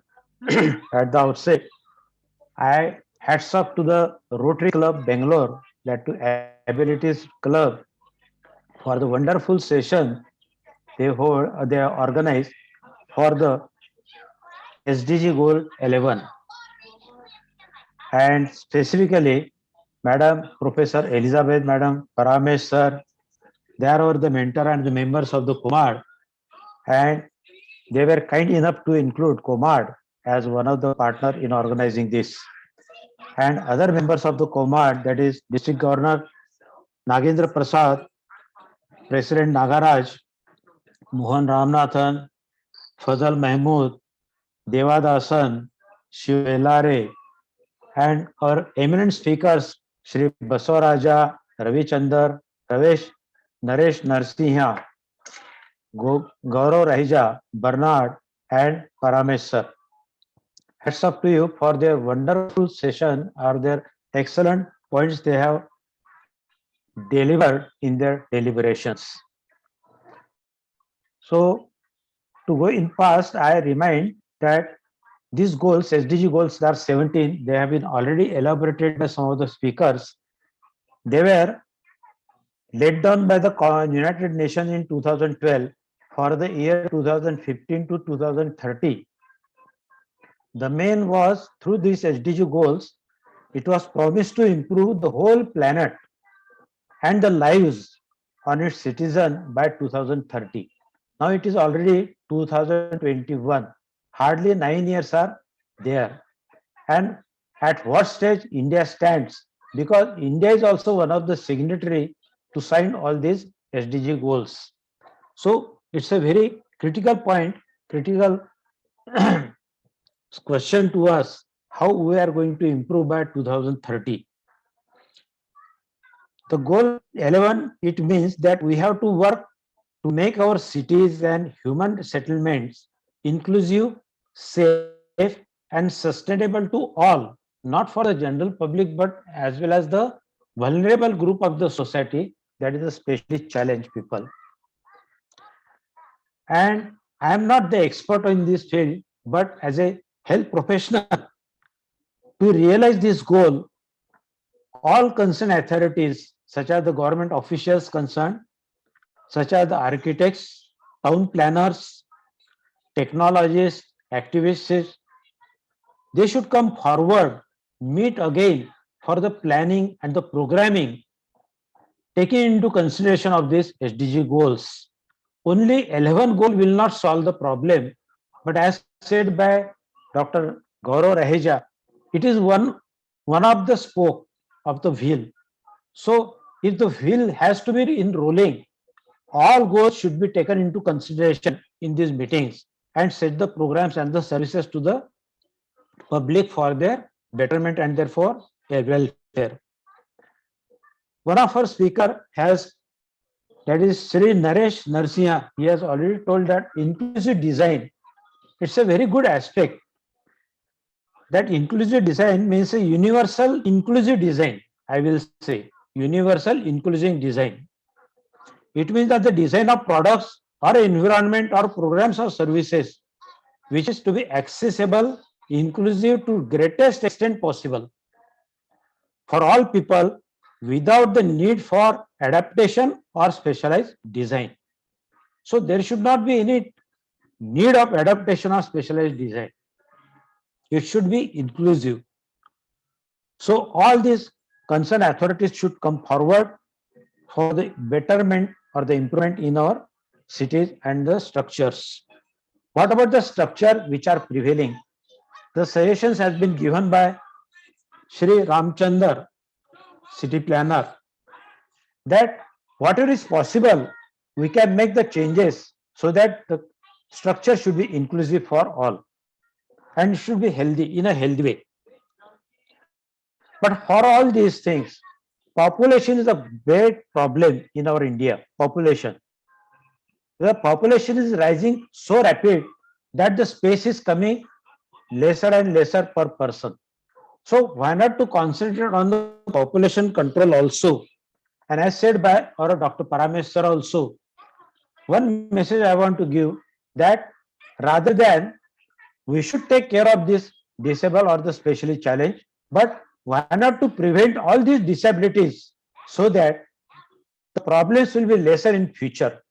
So these two aspects, and third aspect was very well taken by one of the speakers, that we should inculcate the sensitivity to each and every citizen, to follow all these things.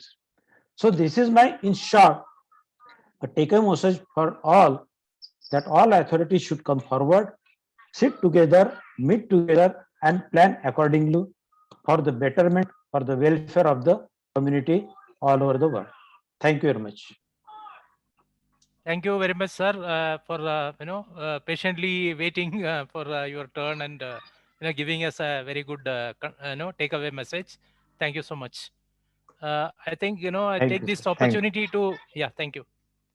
I think want to take the opportunity to personally thank Professor Geeta and Professor Elizabeth Cherian for curating this program and making it a wonderful event. And I want to let all the participants know that the resolutions from today's seminar will be formulated by the curators, and that will be communicated to all the registration, all the people who are registered for the seminar. So with that, I think we have to now do the formal expression of gratitude. I request the Secretary of Rotary Abilities, Arvind, to propose the formal vote of thanks. Good evening. ಕೇಳಿಸ್ತಾ ಇದೆಯಲ್ಲ ಮಾತಾಡೋದು? Yes, yes. Good evening all, ಎಲ್ಲರಿಗೂ ನಮಸ್ಕಾರ. ಮೊದಲನೇದಾಗಿ ಈ ಒಂದು accessibility seminar ಇಷ್ಟು ದೀರ್ಘವಾಗಿ ನಡೆದರೂ ಕೂಡ ಎಲ್ಲರ ತಾಳ್ಮೆಯಿಂದ ಇದನ್ನು ಕೇಳಿದ್ದಕ್ಕಾಗಿ ತಮಗೆಲ್ಲ ಅಭಿನಂದನೆಗಳನ್ನು ಸಲ್ಲಿಸ್ತಾ, ಮೊದಲನೇದಾಗಿ ಸುಗಮ್ಯತೆಯ ಕುರಿತು ಇಂದಿನ ಪರಿಸ್ಥಿತಿಯ ಬಗ್ಗೆ ಸುದೀರ್ಘವಾಗಿ ತಮ್ಮ ಅಭಿಪ್ರಾಯಗಳನ್ನು ಮಂಡಿಸಿದ ಎಲ್ಲ ಪ್ಯಾನಲಿಸ್ಟ್ಗಳಿಗೂ ಕೂಡ ಅಭಿನಂದನೆಗಳನ್ನು ಸಲ್ಲಿಸ್ತೀನಿ. ಹಾಗೂ ಇದನ್ನು ಅದ್ಭುತವಾಗಿ ನಡೆಸಿಕೊಟ್ಟಂತಹ ಗೀತಾ ಬಾಲಸುಬ್ರಹ್ಮಣ್ಯಂ ಅವರಿಗೂ ಕೂಡ ಅಭಿನಂದನೆಗಳನ್ನು ಸಲ್ಲಿಸಕ್ಕೆ ಇಷ್ಟಪಡ್ತೀನಿ. ಹಾಗೇನೆ ಭವಿಷ್ಯದಲ್ಲಿ ಸುಗಮ್ಯತೆ ಈ ವಿಚಾರದ ಕುರಿತು ಅದ್ಭುತವಾಗಿ ತಮ್ಮ ವಿಚಾರಗಳನ್ನು ಮಂಡಿಸಿದ ಎಲ್ಲ ಪ್ಯಾನಲಿಸ್ಟ್ಗಳಿಗೂ ಕೂಡ ನಾನು ಅಭಿನಂದನೆಗಳನ್ನು ಸಲ್ಲಿಸಲಿಕ್ಕೆ ಬಯಸ್ತಾ ಇದ್ದೀನಿ. ಹಾಗೆ ಈ ಒಂದು ವಿಚಾರ ಸಂಕಿರಣವನ್ನ ಅದ್ಭುತವಾಗಿ ನಡೆಸಿಕೊಟ್ಟಂತ ಎಲಿಜಬೆತ್ ಚೇರ್ ಪರಮೇಶ್ ಅವರಿಗೂ ಕೂಡ ಅಭಿನಂದನೆಗಳನ್ನು ಸಲ್ಲಿಸಕ್ಕೆ ಇಷ್ಟಪಡ್ತೀನಿ. ಹಾಗೇನೆ Commonwealth association for the health and disability ಈ ಒಂದು ಸಂಸ್ಥೆಯಿಂದ ಈ ಒಂದು ಕಾರ್ಯಕ್ರಮಕ್ಕೆ ಬಂದು ಭಾಗವಹಿಸಿ ತಮ್ಮ ಅಭಿಪ್ರಾಯಗಳನ್ನು ಮಂಡಿಸಿದಂತ ಎಲ್ಲ ಪ್ಯಾನಲಿಸ್ಟ್ಗಳಿಗೂ ಕೂಡ ಅಭಿನಂದನೆಗಳನ್ನು ಸಲ್ಲಿಸ್ತೇನೆ. ಹಾಗೇನೆ ರೋಟೇರಿಯನ್ ಬರ್ನಾರ್ಡ್ ಕಡಾಶಿಯಾ ಕಿನಿಯಾದಿಂದ ಬಂದು ತಮ್ಮ ಒಂದು ಅಭಿಪ್ರಾಯವನ್ನು ಮಂಡಿಸಿದ್ದಕ್ಕೆ ಅವರಿಗೂ ಕೂಡ ನಾನು ಅಭಿನಂದನೆಗಳನ್ನು ಸಲ್ಲಿಸಕ್ಕೆ ಇಷ್ಟಪಡ್ತೀನಿ. ಹಾಗೇನೆ ಈ ಒಂದು ಕಾರ್ಯಕ್ರಮಕ್ಕೆ ಬಹಳ ಸಂತೋಷದಿಂದ ಮತ್ತು ಉತ್ಸಾಹದಿಂದ ಬಂದು ಭಾಗವಹಿಸಿರ್ತಕ್ಕಂಥ ಎಲ್ಲ ಇಂಜಿನಿಯರ್ಸ್, ಆರ್ಕಿಟೆಕ್ಟ್ಸ್ ಮತ್ತು ರೋಟರಿ ಡಿಸ್ಟ್ರಿಕ್ಟ್ 3190 ಎಲ್ಲ ರೊಟೇರಿಯನ್ಸ್ ಹಾಗೂ ಇನ್ನಿತರೆ ಎಲ್ಲ ಸದಸ್ಯರುಗಳಿಗೂ ಕೂಡ ನಾನು ಅಭಿನಂದನೆಗಳನ್ನು ಸಲ್ಲಿಸಕ್ಕೆ ಬಯಸ್ತಾ ಇದ್ದೀನಿ. ಹಾಗೆಂದ್ರೆ ಈ ಒಂದು ಗ್ಲೋಬಲ್ ಆಕ್ಸೆಸಿಬಿಲಿಟಿ ಅವೇರ್ನೆಸ್ ಡೇ ಕಾರ್ಯಕ್ರಮವನ್ನ ಈ ಒಂದು ರೀತಿ ಕಟ್ಟಡ ಸುಗಮ್ಯತೆಯ ಕುರಿತು ಮಾಡಬೇಕು ಅಂತ ಅಂದಾಗ ಇದರ ಮುಂದಾಳತ್ವವನ್ನು ವಹಿಸಿಕೊಂಡಂತ ನಮ್ಮ PDG ಸುರೇಶ್ ಹರಿ ಹಾಗೂ ಅವರ ನೇತೃತ್ವದಲ್ಲಿ ನಮಗೆ ಅಂದಿನಿಂದ ಇಂದಿನವರೆಗೂ ಎಲ್ಲ ರೀತಿಯ ಮಾರ್ಗದರ್ಶನ ನೀಡುತ್ತಾ ನಮ್ಮ ಒಂದು ಕಾರ್ಯಕ್ರಮಕ್ಕೆ ಬೆನ್ನೆಲುಬಾಗಿ ನಿಂತಿರ್ತಕ್ಕಂಥ ದೇವದಾಸನ್ ಸರ್, ಮೋಹನ್ ರಾಮನಾಥನ್ ಸರ್ ಹಾಗೂ ದೇವದಾಸನ್ ಸರ್, ಮೋಹನನಾಥನ್ ಸರ್ ಹಾಗೂ ಎಲ್ಲ ನಮ್ಮ RBA ತಂಡದ ಸದಸ್ಯರುಗಳಿಗೂ ಕೂಡ ನಾನು ಅಭಿನಂದನೆಗಳನ್ನ ಸಲ್ಲಿಸಕ್ಕೆ ಬಯಸ್ತಾ ಇದ್ದೀನಿ. ಹಾಗೇನೆ ಈ ಒಂದು ಈ ಒಂದು ಸಭೆಗೆ ತಮ್ಮ ಪ್ರಾಸ್ತಾವಿಕ ನುಡಿಗಳನ್ನು ಹೇಳುವುದರ ಮೂಲಕ ಒಂದು ಆಶೀರ್ವಾದವನ್ನು ನೀಡಿರ್ತಕ್ಕಂಥ ನಮ್ಮ DG ಅವರಿಗೂ ಕೂಡ ನಾನು ಅಭಿನಂದನೆಗಳನ್ನು ಸಲ್ಲಿಸ್ತೇನೆ. ಹಾಗೇನೆ ಈ ಒಂದು ಸಭೆಯ ಅಂತಿಮ ಒಂದು ಏನು ನಿಲುವಿದೆ ಅದರ ಕುರಿತು ಅದ್ಭುತವಾಗಿ ನಮ್ಮ ವಿಚಾರವನ್ನು ತಿಳಿಸಿಕೊಟ್ಟಂತಹ ನಮ್ಮ DG ಫಜಲ್ ಸರ್ ಅವರಿಗೂ ಕೂಡ ನಾನು ಅಭಿನಂದನೆಗಳನ್ನ ಸಲ್ಲಿಸಲಿಕ್ಕೆ ಇಷ್ಟಪಡ್ತೇನೆ. ತದನಂತರ ಈ ಒಂದು ಸೆಮಿನಾರ್ ಅನ್ನು ಪತ್ರಿಕೆಯಲ್ಲಿ ಪ್ರಕಟಣೆ ಮಾಡಿದ್ದಕ್ಕಾಗಿ ಡೆಕನರಲ್ ಹಾಗೂ ಈ ಒಂದು ಸಭೆಗೆ ಇಂದು ಬಂದು ಇದರ ಒಂದು ವಿಚಾರವನ್ನ ಪ್ರಕಟಿಸಲು ಈ ಒಂದು ಸಭೆಯಲ್ಲಿ ಭಾಗವಹಿಸಿದ್ದಕ್ಕಾಗಿ ಮಾಧ್ಯಮದವರಿಗೂ ಕೂಡ ನಾನು ಅಭಿನಂದನೆಗಳನ್ನು ಸಲ್ಲಿಸ್ತೇನೆ. ಹಾಗೇನೆ ಕೊನೆಯದಾಗಿ ಈ ಒಂದು ಕಾರ್ಯಕ್ರಮ ಇಷ್ಟು ಸುಸೂತ್ರವಾಗಿ ನಡೆಯಬೇಕಾದರೆ ನಮಗೆ ಅವಶ್ಯಕತೆ ಇದ್ದ ಝೂಮ್ ತಂತ್ರಾಂಶವನ್ನು ಒದಗಿಸಿಕೊಟ್ಟಂತಹ ರೋಟರಿ ಪ್ಲಾಟಿನಂ ಸಿಟಿ ಅವರಿಗೂ ಕೂಡ ಅಭಿನಂದನೆಗಳನ್ನ ಸಲ್ಲಿಸಕ್ಕೆ ಇಷ್ಟಪಡ್ತೇನೆ. ಧನ್ಯವಾದಗಳು. Thank you, Arvind. We also recognize the presence of the GSR of the club, Sarir Bataji is there. So thank you, sir, for patiently joining, waiting for so long. Thank you so much. Now I request President Nagaraj to adjourn the meeting. Over to Nagaraj. Meeting adjourned. Thank you everybody for coming over here. Thank you. With that, we will conclude this particular meeting. Thank you, everyone. Once again. Yeah, thank you, Nagaraj, Arvind. Thank you, Paramesh, Elizabeth, and all. Thank you, Nagaraj. Thank you, Arvind. Thank you, sir. Thank you very much. Thank you, everybody. Thank you. Great show. Best of luck. It's a great. Yeah. Great event. It was a spellbound. Thank you for President Dr. Patil. Thank you, Patil. Thank you, Nagaraj. It was wonderful. Sorry for overshooting. We have almost 1 hour behind the schedule. No, but it was Yeah. Sir, it was Secretary it was good. Dev, Elizabeth Madam, wonderful program. Thank you. Thank you, Keshav. Thank you, sir. Thank you. Congratulations, Devdasan. Thank you, sir. Thank you, sir. Fazal sir, thank you very much. Thank you, DG. Thank you very much, Fazal sir. Arvind, good program. Thank you, sir. Thank you, sir. Good gift for next year in Elizabeth ma'am as AG. Really, tumba thanks, sir. Shashikala and now Elizabeth ma'am. Yeah. Thank you, Fazal Mohammed sir. I am Dr. Bodhankar from Nagpur. Thank you. Yeah, thank you. We are here Welcome only. to Bangalore, sir. Hi and We bye. are here. Yeah, thank you. We are here Come only because physically of sometime. permission. Thank you. Thank you, sir. Thank you, sir. Thank you, Dr. Uday. Yeah, thank you very much. Thank you. Thank you, Paramesh. Thank you, Okay. Thank you, Geeta. Thank you, Fazal Mohammed sir, and all Rotary Club Bangalore Ability Patient Secretary member, ST member. We are really honored to be here. Thank you. Thank you very much, Uday sir. We are also happy to have you in this meeting. Yeah. So we have got our Secretary General Pradeep Yaswal. We welcome you, and thank you, Hari sir, for being here. Thank you. So much. Thank you. Okay. Good night, everyone. I'm going to. Thank you. Shall I? Ma'am. Say hello to Dr. Saab. Definitely. Thank you so much. Thank you. Geeta madam, Devdasan sir. Yeah. Nagaraj, may I have your permission to close the meeting?